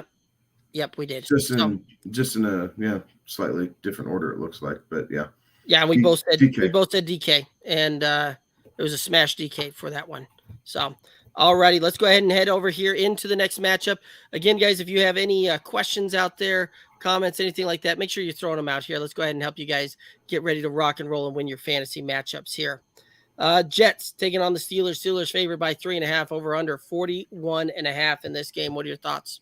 I'm taking the Steelers here. Zach Wilson's first game back since the preseason. Not quite sure what this offense is going to keep from Joe Flacco or if it's going to transform a little bit under Zach Wilson. You could see the running game be present a little bit more, but I'm going to take the Steelers, and I think I'm going to take the under here. I've also got the under, and I've also got the Steelers here as well, right? I'm not necessarily sold at the quarterback change over here, and I'm very interested to see how this one's going to come to play. You look at it, one of the things that benefits the Jets right now is the fact that TJ Watt's out. Zach Wilson tends to hang on to the ball a little bit more so than Joe Flacco does. Tries to extend plays, get out the pocket, drive the ball down the field a little bit versus Flacco doing some of the check down. So it does concern me a little bit about some of these running backs on what we've seen. I am excited for some of the wide receivers on this one. I'm really curious to see what the connection looks like between Garrett Wilson and Zach Wilson. And I'm very interested to see what Elijah Moore, looks like having Zach Wilson back behind center as well. Prop that I really liked on this one, and it's just because the ceiling was so low on this one. Zach Wilson over 205.5 passing yards. I think that one is one that he can manage on this one. I don't see that there's a way that the Jets are going to be able to run the ball enough to keep them in the game on this one. And you're going to still have to see some passing attempts on this. No, fair enough. I'm taking Najee over 66.5 rushing yards. I think the Jets defensive line has been just leaky enough that it helps kind of a struggling Pittsburgh offensive line. So I think they do enough to open things up for Najee. He got in the end zone last week, starting to get the ball rolling here, get the usage back up here. So I'm taking Najee to hit the over on his rushing prop. I like that one. I like that one a lot. All righty, let's go ahead and hit our next matchup here. We've got the Bills And the Ravens here. The Bills favored by 3, the over under 51. What are your thoughts on this matchup? I like the Bills and the under. I think the wind really helps Josh Allen here, but I think it's also going to slow the game down in certain aspects. So, that being said, Bills offense, they got to recover from the loss. They get essentially the game back, right? Miami lost Thursday night, so they're trying to kind of regain their grip here in the AFC. Baltimore's defense has been extremely leaky in the secondary for whatever reason, and the Bills' defensive front seven has been extremely good. So I think that limits Lamar Jackson's rushing ability in this game. So fun game. Could be the highest scoring game of the week, but I think Mother Nature might play into that a little bit. So I'm going to take the Bills in the under. I do like that one. I'm going to take the Ravens to cover on this one. I do think that you can see this one be about a 2-point game. I think this is going to come down to ultimately who has the ball last on this one. And I do see the over. I think that you're going to find a way to see both of these teams ultimately manage to get to an over on this one with both of these offenses. As far as a prop I really like on this one, Mark Andrews over 63.5 receiving yards. I'm going to take Josh Allen at 286.5 passing and the over. I think this, even if the wind is blowing for him in particular, coming out of Wyoming, wind does not bother this guy. He throws a hard enough ball that it does kind of just cut through the wind there. So we may not see as many of the deep shots, but any of the, 10 to 15 yard crossers, that's not going to mess with him at all because he doesn't float balls out. He just fires them in. Right. Question coming in from Zach over on YouTube. Where does Hawkinson rank for you guys? I know for this one, off of off of some of the stuff we've done here, Hawkinson, we both had him ranked as tight end 7, I believe, this week. Yep, I like that, especially with St. Brown going down this week. I think it's really safe to say Hawkinson is going to finish in the top 10. Right. I think so there as well. Rest of the season. So let's just take this the next step, right? Rest of the season, how do you see Hawkinson?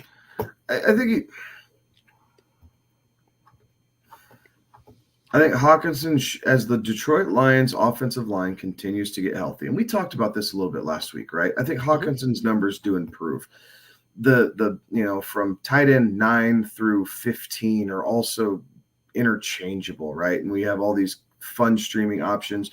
Gerald Everett started hot the first couple weeks, had a down week last week because Herbert went down, and Njoku had a blow-up game last week. Conklin's been on fire. The Irv Smith made an appearance. He was the only thing that worked on Monday Night Football a couple weeks ago for the Vikings. So you have a lot of guys that are going to be streaming around there, but I do think Hawkinson will start to see some more consistent run here where you can kind of count him in for, 6 receptions or at least 6 targets a game going forward. So inside the top 12, it might be 10, 11, 12, but somewhere in the back end there of tight end 1. Yeah, I'm kind of right there with you. I got him as a back half tight end 1 end of season here. All righty. Next matchup here. Chargers and the Texans. Chargers favored by 5, over under 45 on this one. What are your thoughts here? I'm going to take the Texans to cover. I think the Texans find a way to keep it close. They've played really competitive games here to start the season. The Chargers defense really fell out of bed last week. And while I think they bounced back a little bit, I think that it's more along the lines of the Texans keeping this within a field goal. I think we see some Dameon Pierce in this game, which is always a good thing for, that running back stash. Brandon Cooks, Nico Collins, I think both of them end up somewhere in the neighborhood of about 60 yards receiving. And then on the Chargers side, I think we see Austin Eckler get a little bit more involved in the passing game, even more so than what he has been, with Keenan Allen out yet again. And then with Mike Williams being the clear number 1 here, I think we do see a couple deep shots to make Mike Williams' fantasy value hold where we were drafting him to be that wide receiver 2. Inside of all that, going along with that Mike Williams thing, my player prop for the game is going to be Mike Williams over 57.5. I think that's a pretty low total for the number one receiver here for the Chargers. Justin Herbert lost his injury designation today, and I think Mike Williams is going to catch a deep one. So I think he actually makes up all that yardage on one play, as I think Mike Williams is going to go for at least 50 to 55 yarder. I think he's going to see a deep one here in this game. I mean, you could be right. That's that has been one of Mike Williams' MOs in the past, is just your big play guy and could absolutely smash that thing one play. As far as this one goes, I'm seeing that the Chargers are going to be able to cover on this one. They've got to have a get-right game, bounce-back game, and I think that that's going to happen here. So I see them covering the 5 on this one. As far as the over-under on this one, I'm going to take the under. I do think that you're going to see this one potentially kind of end in a 24-18 type of game, something like that. So it's the under just barely. I do think that you're going to see Brandon Cooks under 63.5 receiving yards on that one.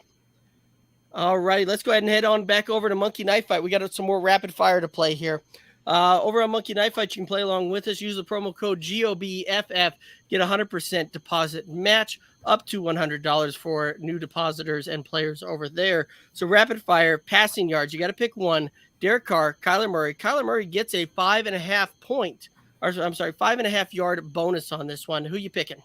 I'm taking Kyler against the Panthers. I think as crazy as the Arizona offense has been the last couple of weeks, I think that Denver secondary is going to be locked in on Derek Carr and specifically Devontae Adams. So I'm taking Kyler. I like that one. I think I've got to kind of lean that way there as well. I like the fact that he gets some bonus points on that one. And I do think that you're going to see Carr maybe struggle a little bit there as far as passing yards go for him this week, whereas I think Kyler can probably pick that one apart just a little bit more so. Receiving yards, Cortland Sutton, Devontae Adams. Devontae Adams gets a 4.5 bump on this one. Who you got here? Man, this one I think is close with that bump on the points there. So I think I'm going to lean Sutton. He's been more consistent than Devontae Adams, right?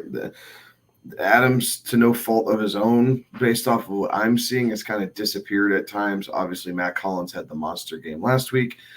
Cortland Sutton is really the most consistent receiver that Denver has, if you will. So I think Sutton edges him out, but barely. I do like the Cortland Sutton one in this one, even with those bonus points on that one. I've got a prop coming up on Devontae Adams when we get to that matchup. Not to give anything away here, but I do like Cortland Sutton in this one. So I'm going to take Kyler. I'm going to take Sutton. It sounds like you're the same on this one here as well.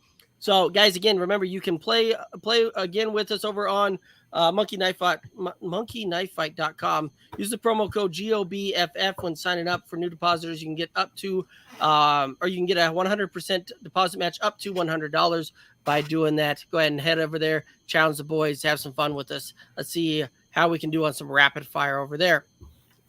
Alrighty, Tyler, over on YouTube, Browns, Chargers, Broncos defense. Do you think McCaffrey plays? So let's start with the Browns, Chargers, Broncos. Browns are out for me.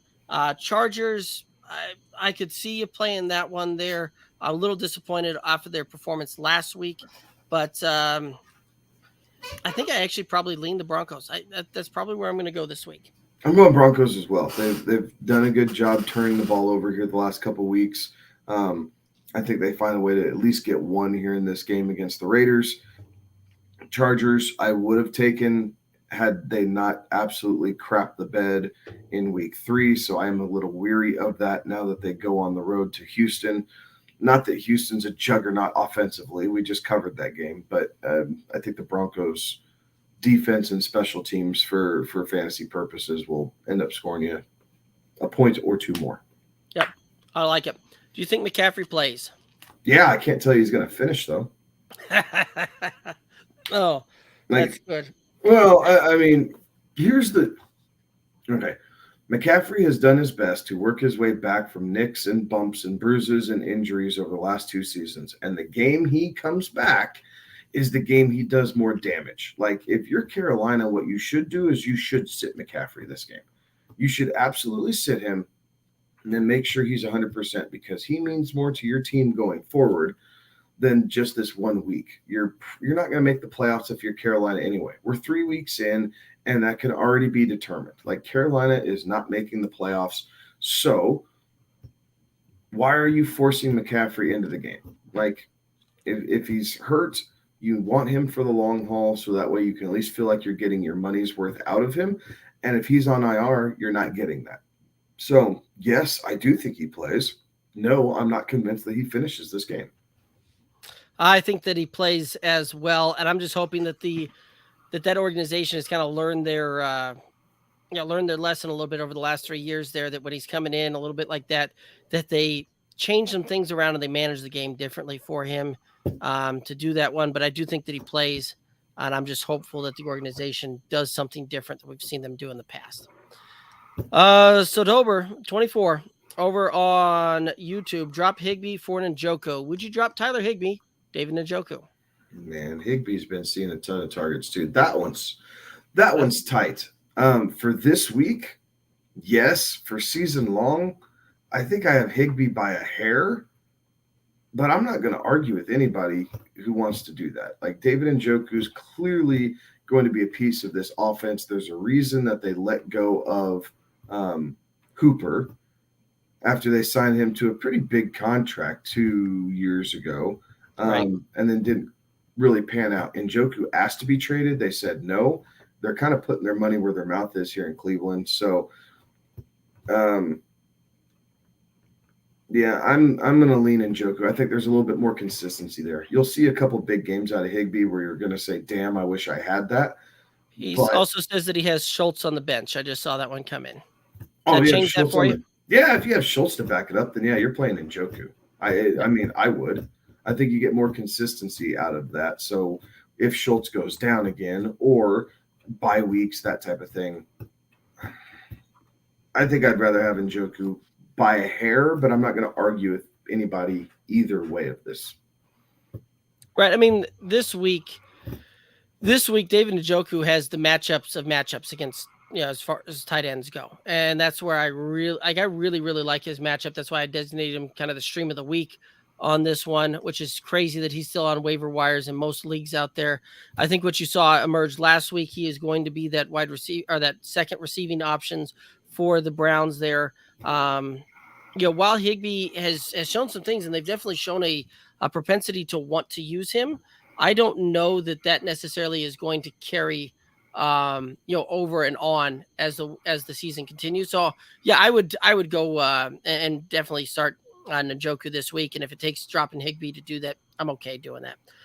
Tyler asking Colts or Broncos for a defense to start this week. What do you got? That one's probably the closest defensive and or that I've seen this week. Man, oh man. I'm going to take the Colts because they're at home. And that's really the deciding factor. I think these teams are probably going to end up scoring about the same when it's all said and done with. Season long, I like the Broncos more. But if we're just talking a 1 week deal, I like the Colts more this week by a fraction of a point. Yeah, I mean, I'd be good either way if I've got that as the option there. I think that I think I'm going to be right there with you. I think I would lean with the Colts over the Broncos in that one, but it is incredibly tight there. Start 2, Devontae Smith, Kirk, Hollywood.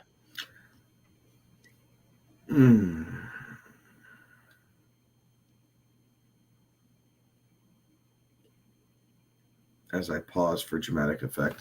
Right. I think you have to go Kirk Cousins with what he's shown. Christian Kirk, you mean? Didn't I say that? You said Kirk Cousins. You made we made the opposite. But you did.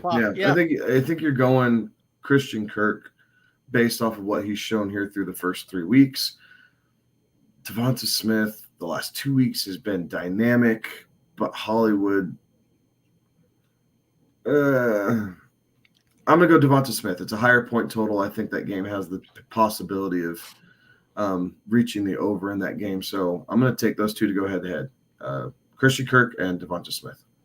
split decision then, because I've got Christian Kirk that I'm going to start, but I'm going to say Hollywood on this one.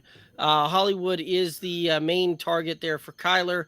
We just got done talking on the monkey knife fight about some of these guys we like this or that as far as yardage goes, things like that. I do think that Hollywood manages to see probably somewhere in the neighborhood of 10 targets in this one here. Again, I don't see that you're going to get Devontae Smith probably over about 6, maybe 7 targets in this matchup. So I like Hollywood a little bit better, and I think he's got the better matchup on that one. So I'm going to take Christian Kirk, Hollywood Brown to start on that one. So awesome. Let's go ahead and hit our next matchup. Again, guys, if you have any questions, comments, anything like that, throw them in the chat. Let's go ahead and talk about them. Here we go. We're going to talk Arizona Cardinals and the Carolina Panthers here. Panthers favored by 1.5 at home, over under 43.5. Thoughts on this one? So this game opened at Carolina plus 2.5, and there's been a 3-point swing to where Carolina is now favored by 1.5. I'm not understanding why necessarily. Again, going back to all the dysfunction with this Carolina offense, I'm taking Arizona. Yes, Arizona's been dysfunctional on offense as well, but not nearly to the point that Carolina has. So I think Kyler and company find a way to come out with a win on this one. Let's see. They're calling it basically 23-20. I actually kind of like that score. I'm going to take the over, 24-20 to hit the over. I like that. I do think that you're going to see some good things here as well. I think that you're going to see more points than what they're projecting out there. So I'm going to take the over here as well. I'm going to vary there a little bit. I do think that you're going to see, in one of these things that if it comes down to a point where you've got to have a deal where it turns into a running thing because of some of the weather kind of going through there this weekend.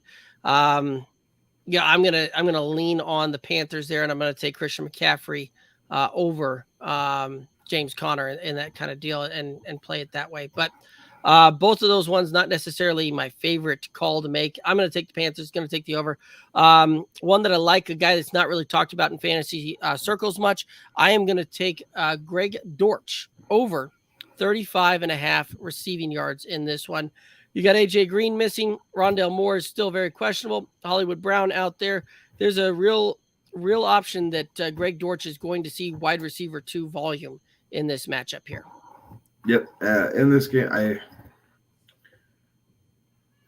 don't know that I love this prop, but it's the one that I took for our show. I'm taking Baker over 202.5. Yeah, I could see that in a battle of former Oklahoma Heisman winning quarterbacks here.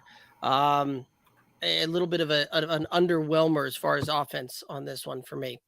All righty, question coming in here. Sotober, 24, start 2, Jamal Williams, Gibson, Cook, Pierce, Stevenson. Gibson is at the tail end of that one for me, so he's the last guy that I'm going to be starting on this one.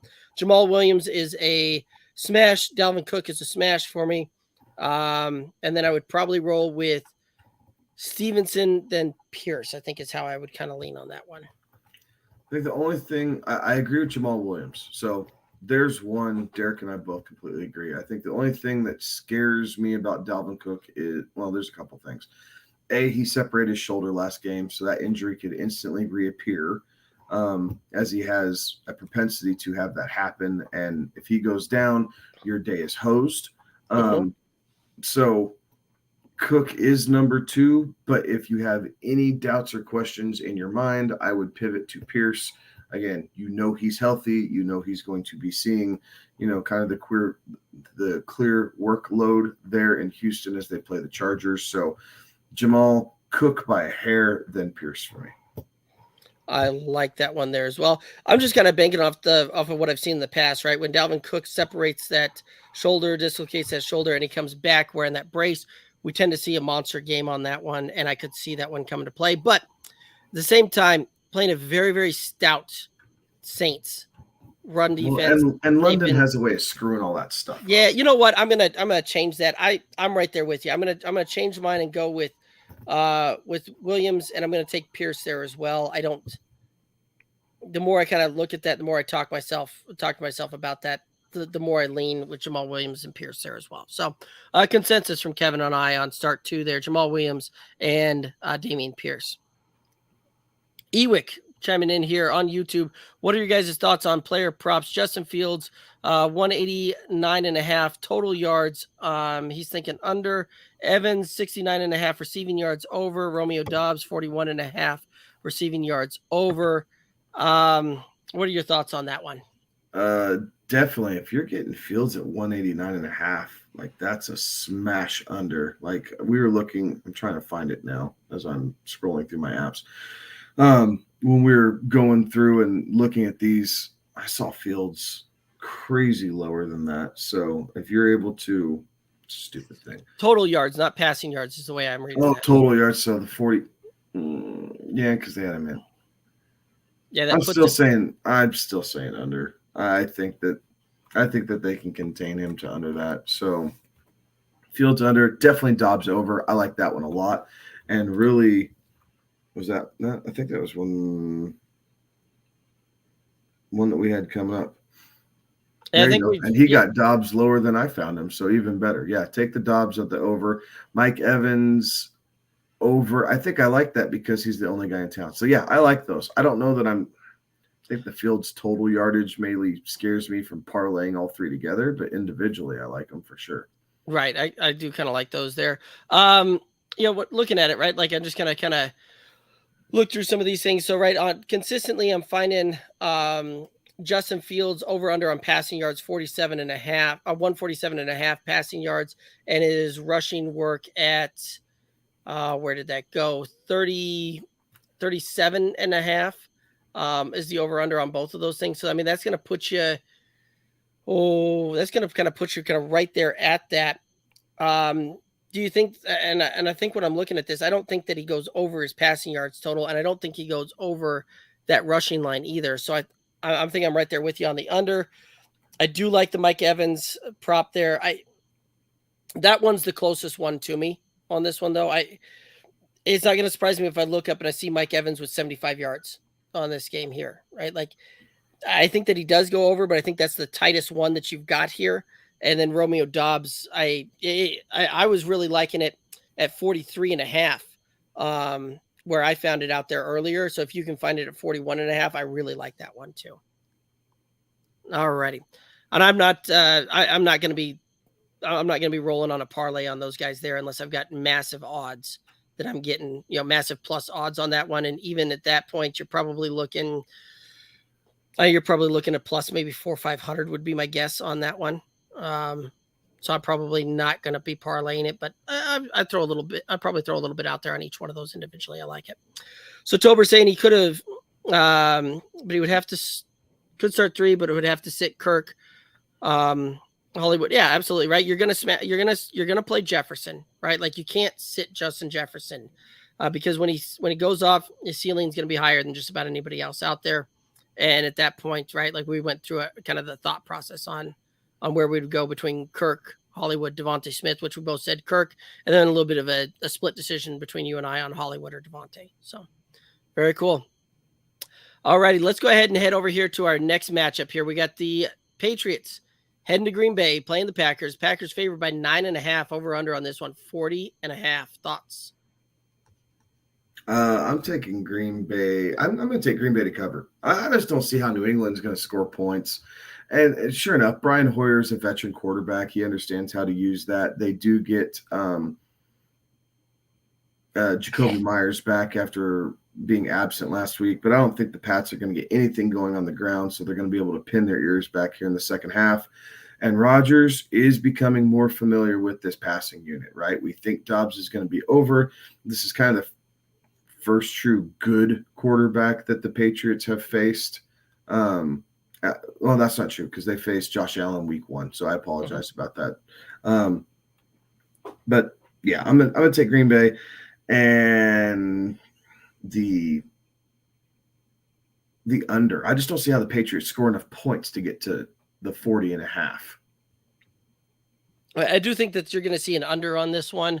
And I do think that you're going to see the Patriots actually keep this thing like just barely on a cover on this thing. And I'm not happy about saying that. And I'm not overly confident on that call there, but I've got to go that route simply from the standpoint that, I've got to believe that with the fact that you've got Mac Jones likely going to be out, Brian Hoyer playing on this one, Bill Belichick is going to figure out a way to run the ball ground and pound and just keep this thing tight and close on that. The Packers have been gashed a couple of different times for some big yardage on the ground there. So I kind of like it. And this one here, were you the one that threw the Dobbs out there, or did you have the Rodgers? I think I had the Rodgers. You had the Rodgers. I had the Dobbs. Right. So I've got Rodgers over 228.5 on his passing yards there. I kind of like that one. And I have Dobbs at over 43.5. I like the 41.5 even more, but I found it at 43, so that's what I'll stick with. All right. I like it. Let's go ahead and head to our next matchup here. Broncos, Raiders. Raiders favored by 2.5, over under 45.5 on this one. What are your thoughts? Broncos outright. I'm not.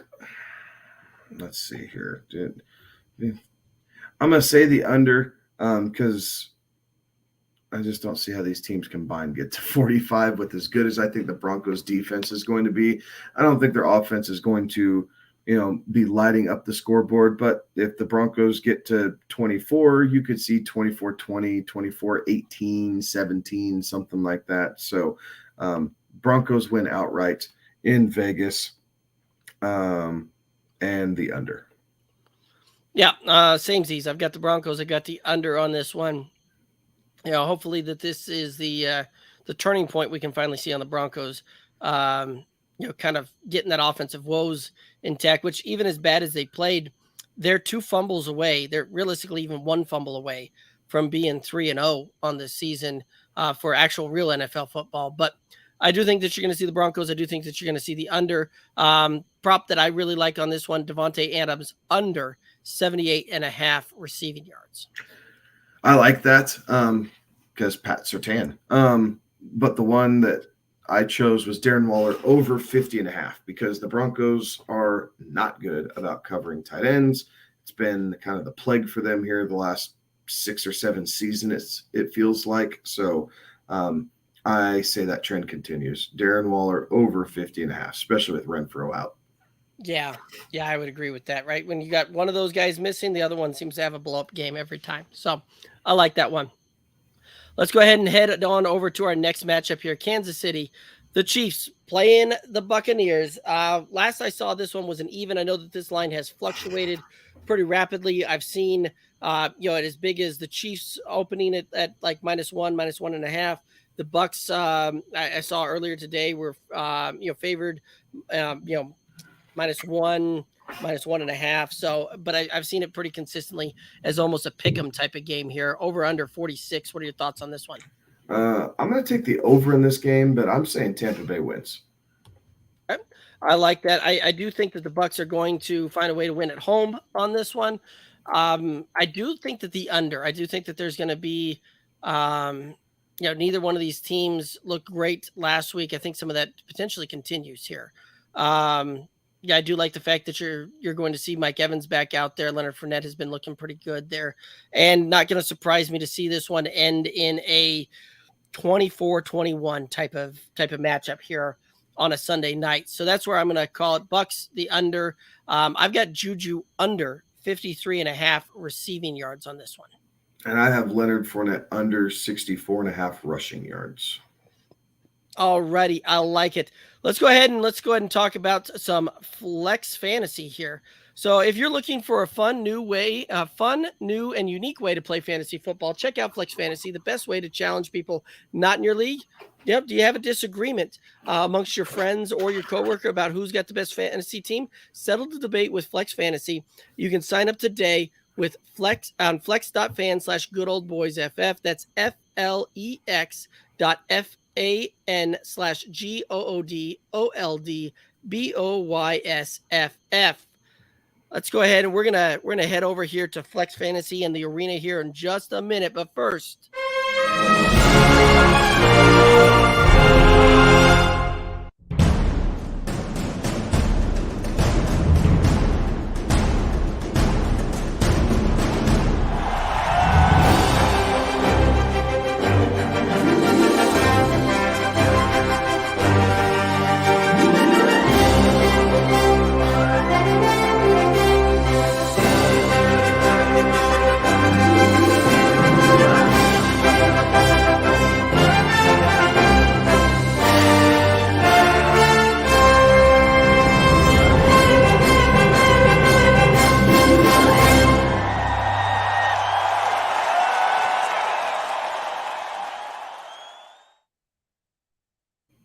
Boom. Who doesn't love a good, just fire up, fire up, let's go get him video. That video always kind of gets me ready to go and gets me ready to go play some flex fantasy here. Let's go ahead. We're going to hop right into the arena here, and we're going to look at some matchups here. We're going to pick our shots here on this one.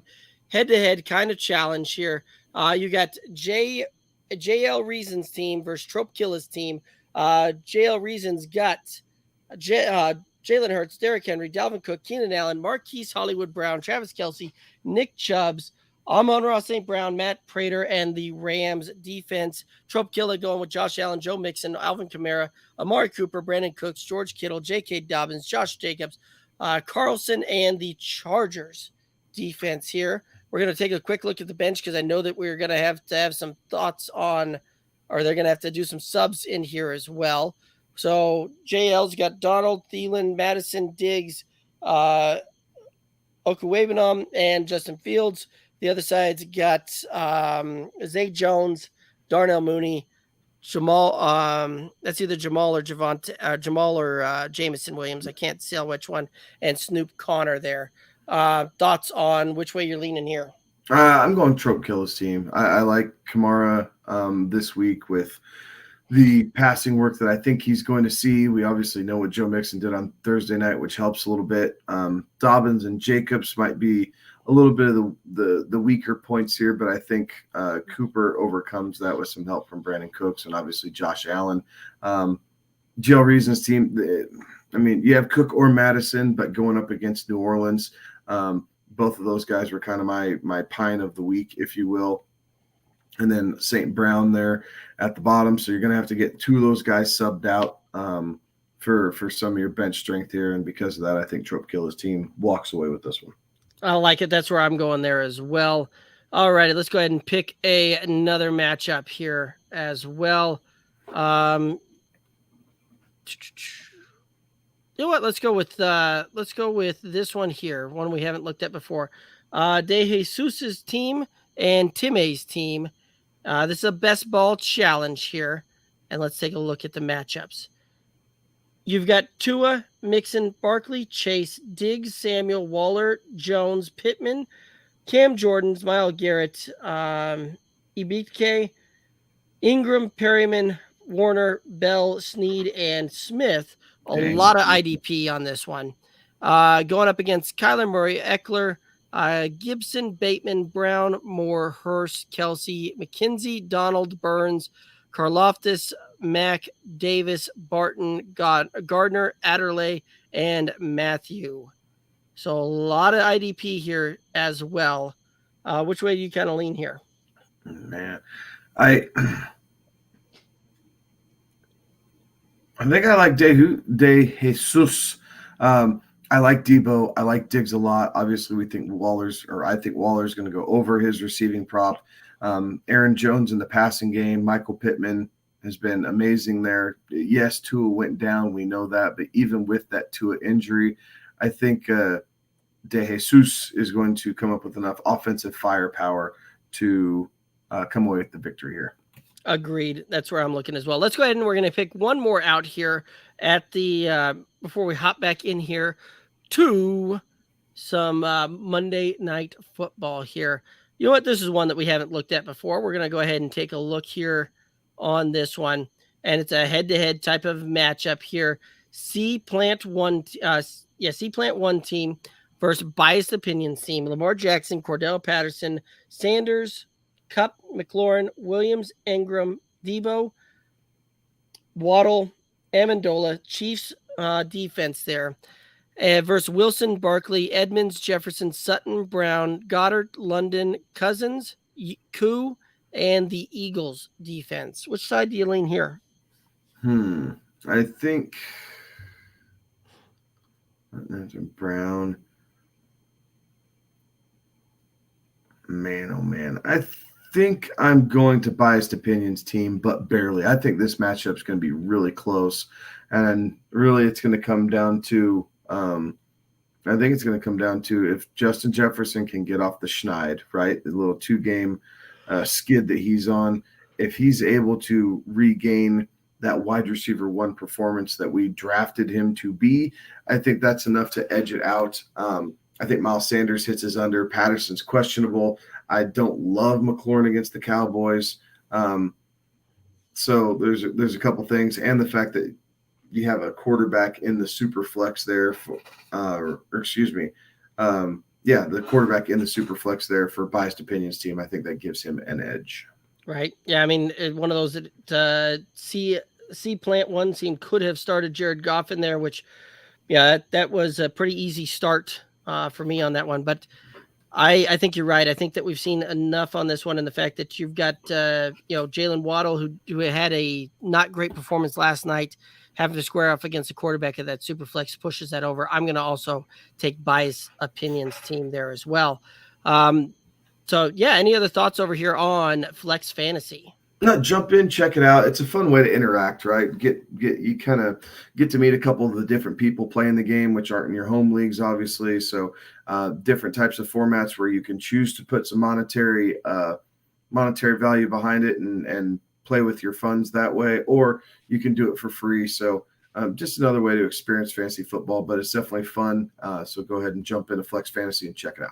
Absolutely. And again, you can, we've got teams over there ready to go. You can challenge us. You can hop in there and play. And especially if you're going to sign up, head over there, sign up through flex.fan/goodoldboysff. That's flex.fan/GOODOLDBOYSFF.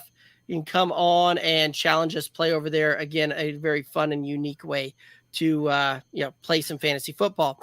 Questions coming in here in the chat. Landon over on Twitch. Should I start Jeff Wilson Jr. or Dameon Pierce? I'm starting Jeff Wilson Jr. I think they're probably going to be about the same, but I like having that little edge in the Monday night game. It gives me something to root for because I have zero rooting interest in the Rams or the Niners, with it being that West Coast game. So I'm playing Jeff Wilson Jr., but I think their stat lines are probably going to be fairly similar when it's all said and done with. Yeah, I think that you're going to be right. I think they're going to be close on that one. I would actually lean Pierce on that one. I think that he's got a little bit better matchup there, even though the Rams have been a little bit leaky at times against the run this season. The Chargers, again, also a little bit leaky there as well. And I think Dameon Pierce, I don't have to necessarily worry about Deebo Samuel poaching work from him there as well. And I'm not worried about Rex Burkhead poaching at the same point that you're going to see Deebo. Kind of poach there. All righty, let's go ahead, and we got some more questions coming in here.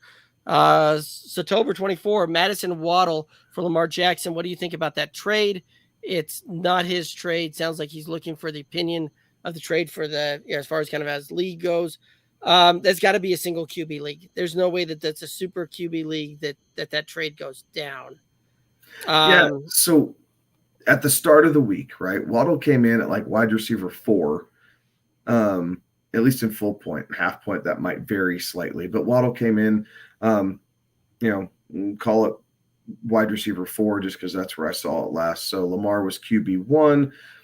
Madison, if the other guy's a Cook owner and you're giving him the handcuff, I think that makes a little bit more sense. If the other owner is not a Dalvin Cook owner, then Lamar's kind of the clear winner on that side, but a lot of it depends on who they have behind Lamar, right? If they picked up Lamar and also have Aaron Rodgers or something like that, same league, so he owns Cook. Yeah, so not your trade, and someone else has messed around Madison. I don't know that I take it, but without, really diving into each one of their lineups, it's a little bit hard to gauge kind of what their thought process is, but it's not so far out of whack that I'm looking to like veto the trade and say that they're colluding. It's just, I think someone got the best of someone else in that trade. Yeah, I think so too. I would absolutely take the Lamar Jackson side of things. Lamar, this kind of goes back to the narrative we talk about going into every season, right? Like you want guys playing for a contract on your roster. Lamar betting on himself, going big this season, playing for a contract. He's averaging about 34.7. He's averaging 34.7 points per game. Jalen Waddle, his average is going to drastically drop after last night's performance there, but he came in half-point PPR scoring at wide receiver 3 on the season, averaging about 21.1 points. Alexander Madison is kind of a throwaway piece in my opinion on that one. That unless you have Dalvin Cook as the handcuff, it doesn't make sense to me. So I would absolutely rather have the Lamar Jackson side of things. But again, to Kevin's point there a little bit, it depends on, if I've got Lamar Jackson and I'm trading him away and I'm really weak at wide receiver, and I have zero depth at running back, okay, maybe it makes sense, especially if I've got somebody, at my quarterback position and I drafted 2 of them and, I've got somebody that's outperforming or doing very well for me on the season there. So, I mean, I could see it. I could go either way. I just not my cup of tea. I'd rather have the Lamar side. Yeah. So a similar-ish trade, right, that looks a little lopsided, but I'm sure there's reason behind it, is one that I made in our home league last night, right? And Derek, you and I had some conversation about this. So, right, without getting into all the bits and pieces, our scoring is a super flex league essentially on steroids, right? We get points for everything in this league: rushing attempts, receptions, completed passes, all first sorts downs, of yardage bonus, first downs, whether it's receiving or rushing. We get points for everything. So I traded away the 28th ranked running back and the 16th ranked quarterback for the 22nd ranked running back. So it kind of seems like maybe I didn't get everything that I should have, right? Like it's not quite even based off the rankings for these players if you just take it face value like that. But what it was is I traded away Jacoby Brissett and Michael Carter and got Najee Harris, right? So if you throw the names in there and all of a sudden, and we didn't get any balking about it in the league, right? No, we didn't. No one threw a red flag and had an issue with that. But sometimes you got to take the names out of it and just look at the stats and what they need. What the other team needed was a quarterback, right? The news on Mac Jones was not good, right? It was really thought that he was going to miss some time with a severe high ankle sprain. I mean, Mac Jones was crying like a baby as he was getting carried off the field on Sunday. And so the intent was to help the guy out and get him a serviceable backup and throw in a running back that he can throw in at his flex position to kind of make up for me taking away Najee. It's all relative, right? Like the names make it look a lot worse, but because of our scoring system, it's probably a little bit closer than what anybody would ever want to believe it to be.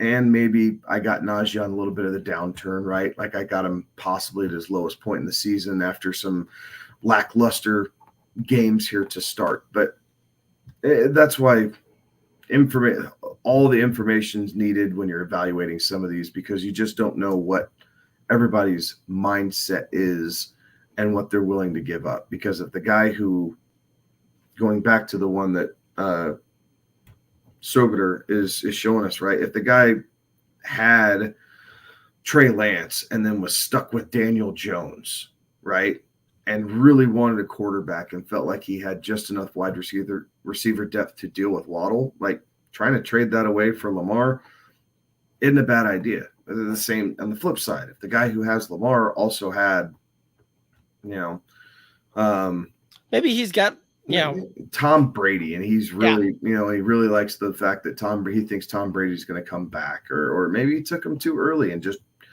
auto drafted. I mean, who knows? But there's a lot of different ways to make this good. It doesn't look great on paper. At face value, I think Derek and I would both rather have Lamar, like we said, but I understand why people make some of these trades because they're just trying to do what they feel like is best for their roster.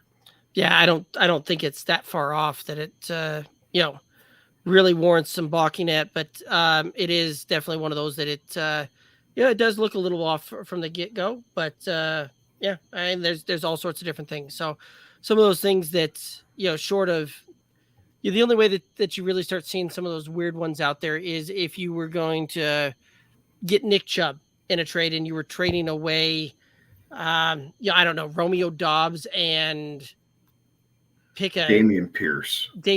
Yeah, something like that, right? Like, yeah, something like that wouldn't make sense. But there's all sorts of different ways that you can look at this and potentially go out with that one.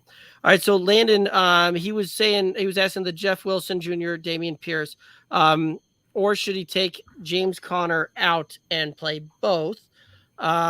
His running back one is Jonathan Taylor, and he has Mike Williams for flex, but he thinks a running back would be better. I like Conner and Wilson personally. Yeah, I mean,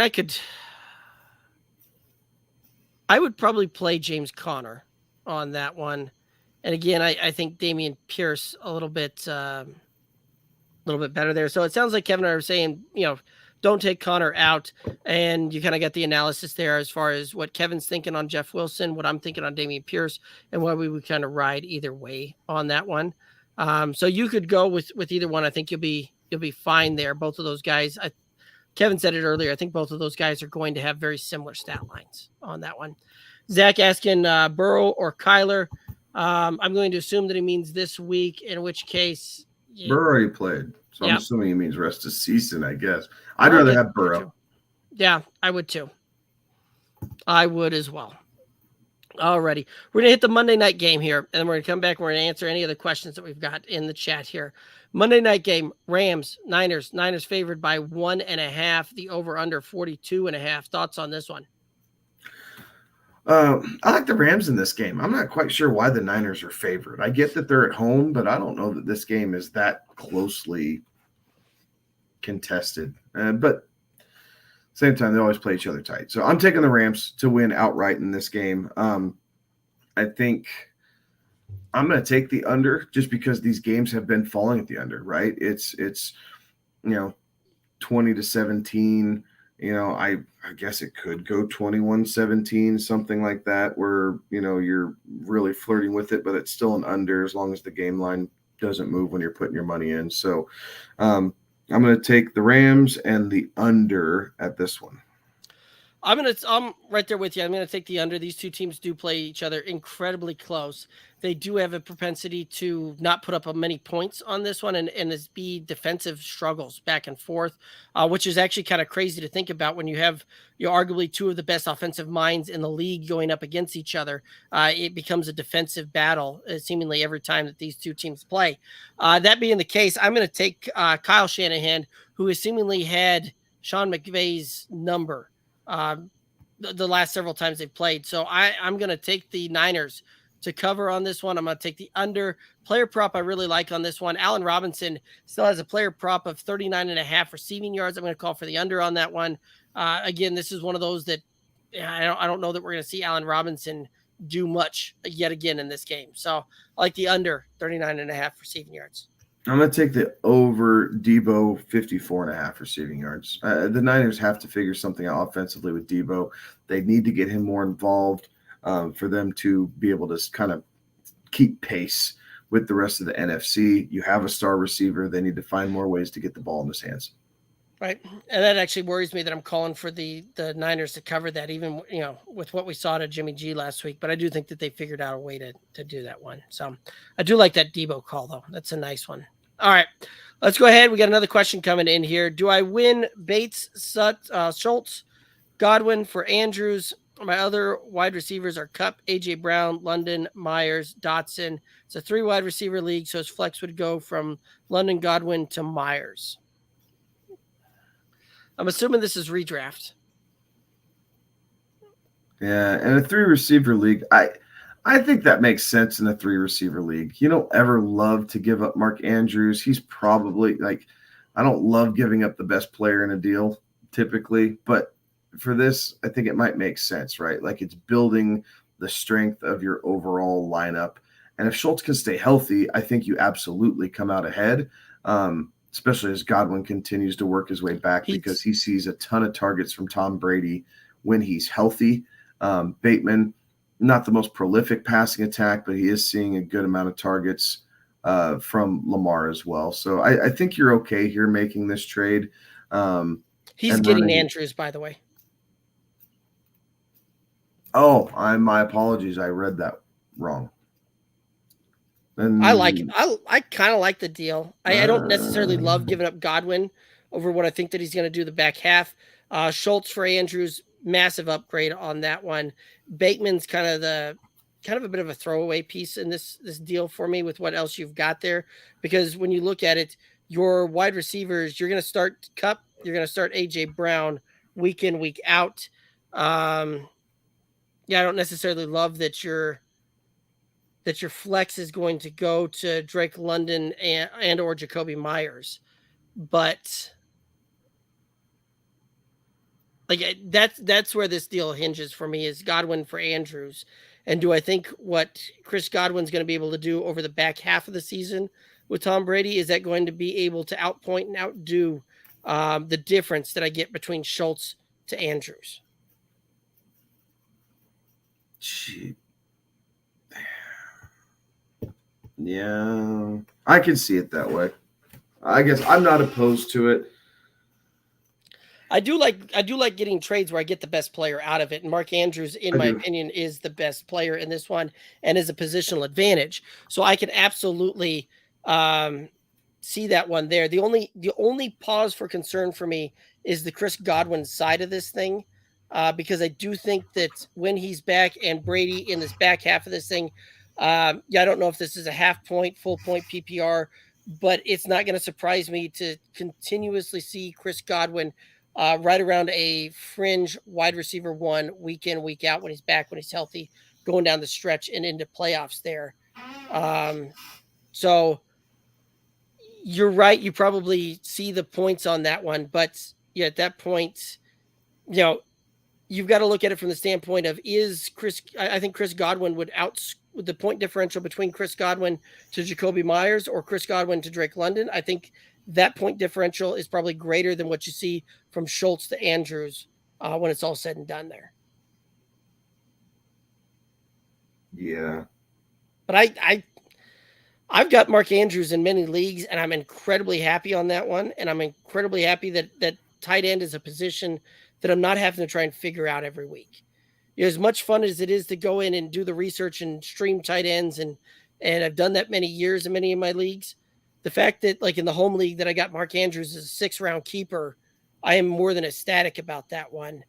And that's one that it's going to take some crazy draft pick that I'm able to get, or a massive package to make me ever give up Mark Andrews on that one. So I probably do it, and I probably lean for the standpoint that I get the bigger positional advantage with Andrews.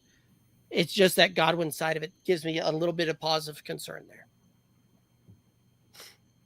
And he's saying that he thinks Andrews' points will make up for that flex loss, though, right?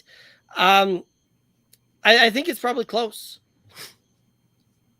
I think what you're going to get out of that flex differential is going to be pretty similar to what you see between the Schultz and Andrews difference there. God damn. I'm still hemming and hawing about this. I'm going to say go for it. Take Andrews. Yeah, there's so many crazy things that happen in fantasy to be able to, guarantee that it's London or Myers. You might be able to, pick up the next, Randy Moss on the waiver wire that just kind of explodes here late in season, right? Like maybe George Pickens just goes on a freaking tear and you end up grabbing him or something else like that. People do silly things with their rosters and drop guys that maybe they shouldn't because they're frustrated with them. So I think you do it. I think Andrews, when in doubt, Andrews does it for me, and you're okay there. I mean, when in doubt on this one, which it sounds like we really are kind of on the fence here, and it's almost a coin flip between it. Listening to both of us kind of go through this thing, when I'm that close on a decision, which is where we're at, I'm going to side with the best player, and the best positional advantage there, and that is Mark Andrews. So I would do it. I'm going to make that move. I'm going to go for it. Fair enough. I'm not going to stop anybody. Fair enough. All right.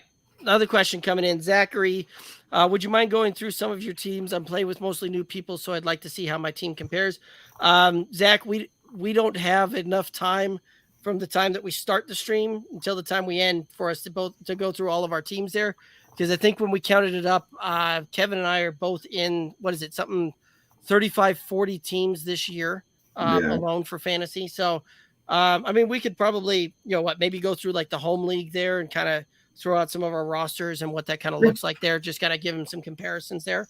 Yeah, I mean, single QB or super flex, I guess, because that'll kind of give us an idea of drafting strategy, like what we've done compared to what you're looking at. So, are you starting? Do you have a super flex in your league, or is it a single QB? Let us know, and then we can pick a couple rosters here and go from there. Yeah. So Zach, throw that out there, and we'll rock and roll that. Next question. Gets going back. He just had the trade question for Andrews there for his other league. How does Cup Taylor for Olave, Kenny, Lenny, Eckler, Herbert, Bateman? He's getting Cup and Taylor. Hell yeah! Smash yes and move on. That one's easy. Yeah, I want the Cup and Taylor side on that one. As much as I'm a fan of Olave going down the stretch, especially with Jameis back, I like that. Lenny, I like that one there. Eckler's a guy that's I'm not banking on the bounce back there. Herbert, once Monty comes back, we're going to see a disappearing act there, and Bateman is a kind of whatever for me there. So yeah, you're going to be thin, right? I mean, it's going to eat up your depth, so you got to hope that your guys stay healthy. But you're getting the two best players in that trade. Yes. So I smash yes and just roll with it. Yeah, if you're getting Cup and Taylor, yep, hit the yes button, move along there. Zachary saying that it's a single QB, 12-person PPR there. It's been a hot minute since I played I've got a couple of single QBs, I got one. I got to go find them. Yeah, I'm just pulling it up right now. I have a work league one that I know right away where it's at. Okay, so let's see here. Bingo. All right. So this is one that I drafted with a bunch of people from work. Some are a little bit more experienced and some aren't. They just play because it's fun and it's a work league that, we have fun at. But my starting lineup is Lamar Jackson, Joe Mixon, Jeff Wilson Jr., Deebo Samuel, Marquise Brown, Dallas Goedert, Rashad Penny. With all that, I have David Montgomery, but he got hurt. I got ETN thinking I was going to see a lot of upside in PPR. That has so far fallen flat on my face. And then I also have Gerald Everett, Jahan Dotson, and Greg Dortch on my bench. So, I mean, I wouldn't say that this is the strongest lineup ever, but overall, I like the ability of this lineup, and it poses some big playability. Obviously, Lamar's been a big key component to that, carrying my team. But that's when I drafted Labor Day weekend, so right before the season started. Yeah, I apparently I don't have that many single QB leagues this year. One of the single QB leagues, I got that 7th round mayhem that we did. That one would be a tough one to try and tell you and go through, simply from the standpoint that it was a very specialized league that we set up there, where the guy, one person could make up their entire roster based on 7th round picks there. So that was the only way that I was able to draft was in the 7th round on that one. And that team, a little bit of a struggle, as you might expect. Been some close games, but all of that. And then the only other ones that I'm playing in some single QB leagues are some guillotine type of leagues. So again, it's a little bit of a specialized lineup there.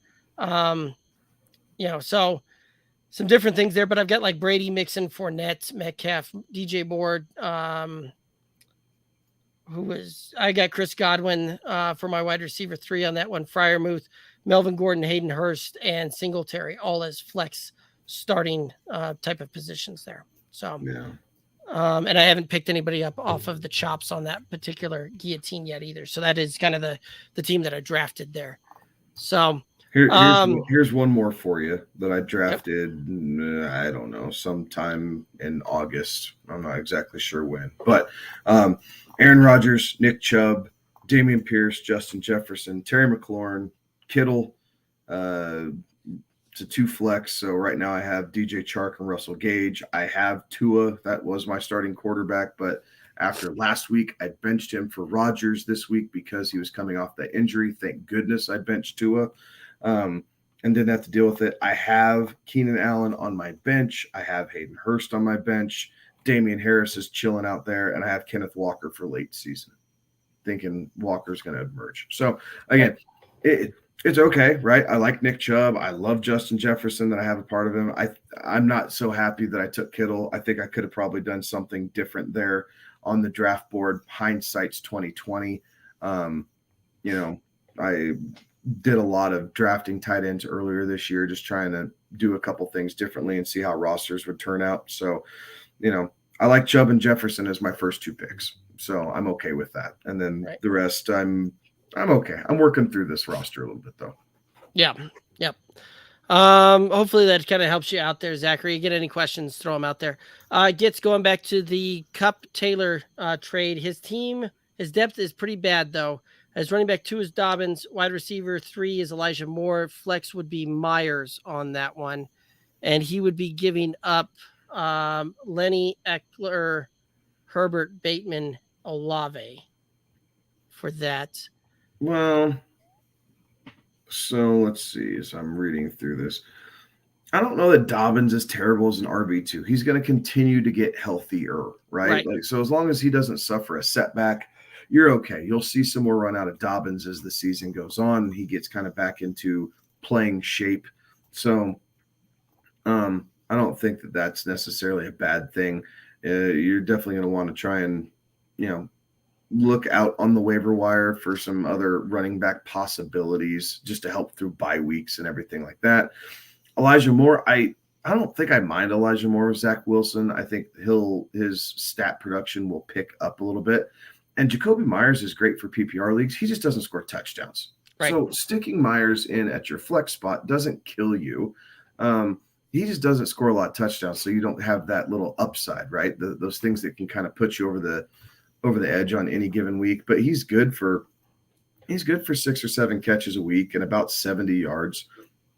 So I don't think that necessarily kills you. But we'll see how Brian Hoyer looks with Myers and how soon Mac Jones can get back. Right. Yeah, I don't necessarily mind that either. And there's still probably some stuff out there on the waiver wire that you could potentially try and pick up and rock and roll there, right? Like we said earlier, Romeo Doubs was available on many leagues waiver wires earlier this week when we were running through the waiver wire. He's a guy that I would pick up and could potentially give you a lot more depth right there immediately at the wide receiver position. I think that you're going to see him kind of take off there. Greg Dortch is another guy that you could potentially pick up and put in there in the immediacy if you needed to play. I think he's a short-term rental there. With it out there as well, like you could probably look and see out there, if there's another running back that has potentially underperformed there a little bit, and kind of go that route and potentially try and bring them on there as well to get some more wide or running back depth there too. So I like it. But yeah, I mean, when you get the players 1, 2, and you know what, Gits, if you make the trade and you absolutely hate it, you will have a good trade market for either one of those guys that you could go out and potentially, trade away one of those guys and get a lot more depth out of the piece there as well. So that could potentially be another way of doing that one there. Another guy to look at Gits, Brian Robinson may still be out there on your waiver wire. That could be a stash for later on down the season. See what that one looks like. Patrick ND1512 on YouTube for full PPR start McLaurin, Curtis Samuel, or DK. Thanks. I'm starting DK. I think the points are there. I think DK falls in the end zone this week. I see him with, again, I think his prop was like 4.5 receptions. I'm smashing the over on that for this week against Detroit. So, call it 6 receptions for 85 yards and a touchdown. I think that's probably the most consistent thing you're going to see this week between those 3, because I don't like this Commanders-Cowboys matchup. Right. And that's what I was thinking there as well. As I've got DK right around the 6 receptions, 9 targets, right about 80 yards. I could see him falling into the end zone there, but even if he doesn't fall into the end zone, you're still looking at that scoring format of about 14 points there. Curtis Samuel, while he's going to get probably 10 to 12 opportunities in this game, there's might be some fleeting type of things there. McLaurin, again, his opportunities, I think, are going to come if Trayvon Diggs misses on something and he's able to break off a big play there. So that's kind of where I would look at. Jalen on YouTube traded away Hunt and Waddle for Jamar Chase. Your thoughts? I don't mind that one. I'd rather have Hunt and Waddle. Especially if Tua's around, I'd rather have Waddle. But Teddy Two Gloves, no thanks on that one. But season long, Tua should be back. I do like that one. I can see where you're going. I don't mind the Jamar Chase side. That one's kind of a coin flip for me the more I think about this one. But alrighty. So I'm coin flip. Kevin says he'd rather have Hunt and Waddle. Do you think Breece Hall has a better week than Stevenson this week in PPR? Stevenson, I think, could potentially do that, but Ramondre Stevenson, you're drafting him for your floor. Like, he's a floor play for you each and every week, which is 10 carries and between 45 and 60 yards on the ground. Maybe that's a little bit more so since they're playing against the Packers, and the Packers have been a little leaky against opposing running backs. So you're playing him as a floor there. Breece Hall, you potentially see a little bit more upside on that one. But I'm not a fan necessarily of either. So I think I'm probably going to lean Stevenson myself. Which way you going here? If Joe Flacco was still at quarterback, I'd take Breece Hall because I feel like the targets would at least be there. Yeah. I think I'm going to go Stevenson with the way the Packers have been a little leaky there in the run game, knowing that that's what the Patriots are going to lean on. The thumpers, right, seem to give the Packers a little bit of issues. So I'm going to lean Stevenson, but barely. And just barely. So if Breece Hall is able to bring in 4 passes like he did last week, then it's going to be Breece Hall. But I don't think Zach Wilson wants to check the ball down, right? He wants to prove that he's the guy there. He's going to try and drive it down like Flacco did. But I think ultimately it's just going to be a running type game for the Jets in general. And I don't know that Breece Hall is going to have as much success as Steven possibly could. So it's close, but Stevenson by hair. Right. Zach, for long term, do you like Renfrow, Treylon Burks, Dameon Pierce? Pierce. Yeah, for season long, I like that. I like the potential of Treylon Burks, but that Tennessee offense worries me quite a bit because they don't seemingly have enough. Unless Derrick Henry becomes the receiving back there and manages to do what we saw this last week to open up the run game to then set up the pass game. There's some things there. Hunter Renfrow, I was very outspoken early in the season before the season even started saying I wasn't a fan of Hunter Renfrow at his ADP. So Dameon Pierce for me as well. All righty. Well, guys, I do believe that's going to take us down here to the end of it. Any final thoughts out there for the viewers and listeners, Kevin? Obviously, good luck in week 4. Continue to let us know if you have any questions that we can help you out with, and best of luck to everyone. Absolutely. You can find us on the socials, Twitter, Instagram, Facebook, TikTok, at Good Old Boys FF. One of the best ways to support this independent podcast, head over to the YouTube, Good Old Boys Fantasy Football Podcast YouTube channel. Click the subscribe button there. Give the boys a hand. Help us out there. That's going to do it for us here on the Friday Night Fantasy Football Lights.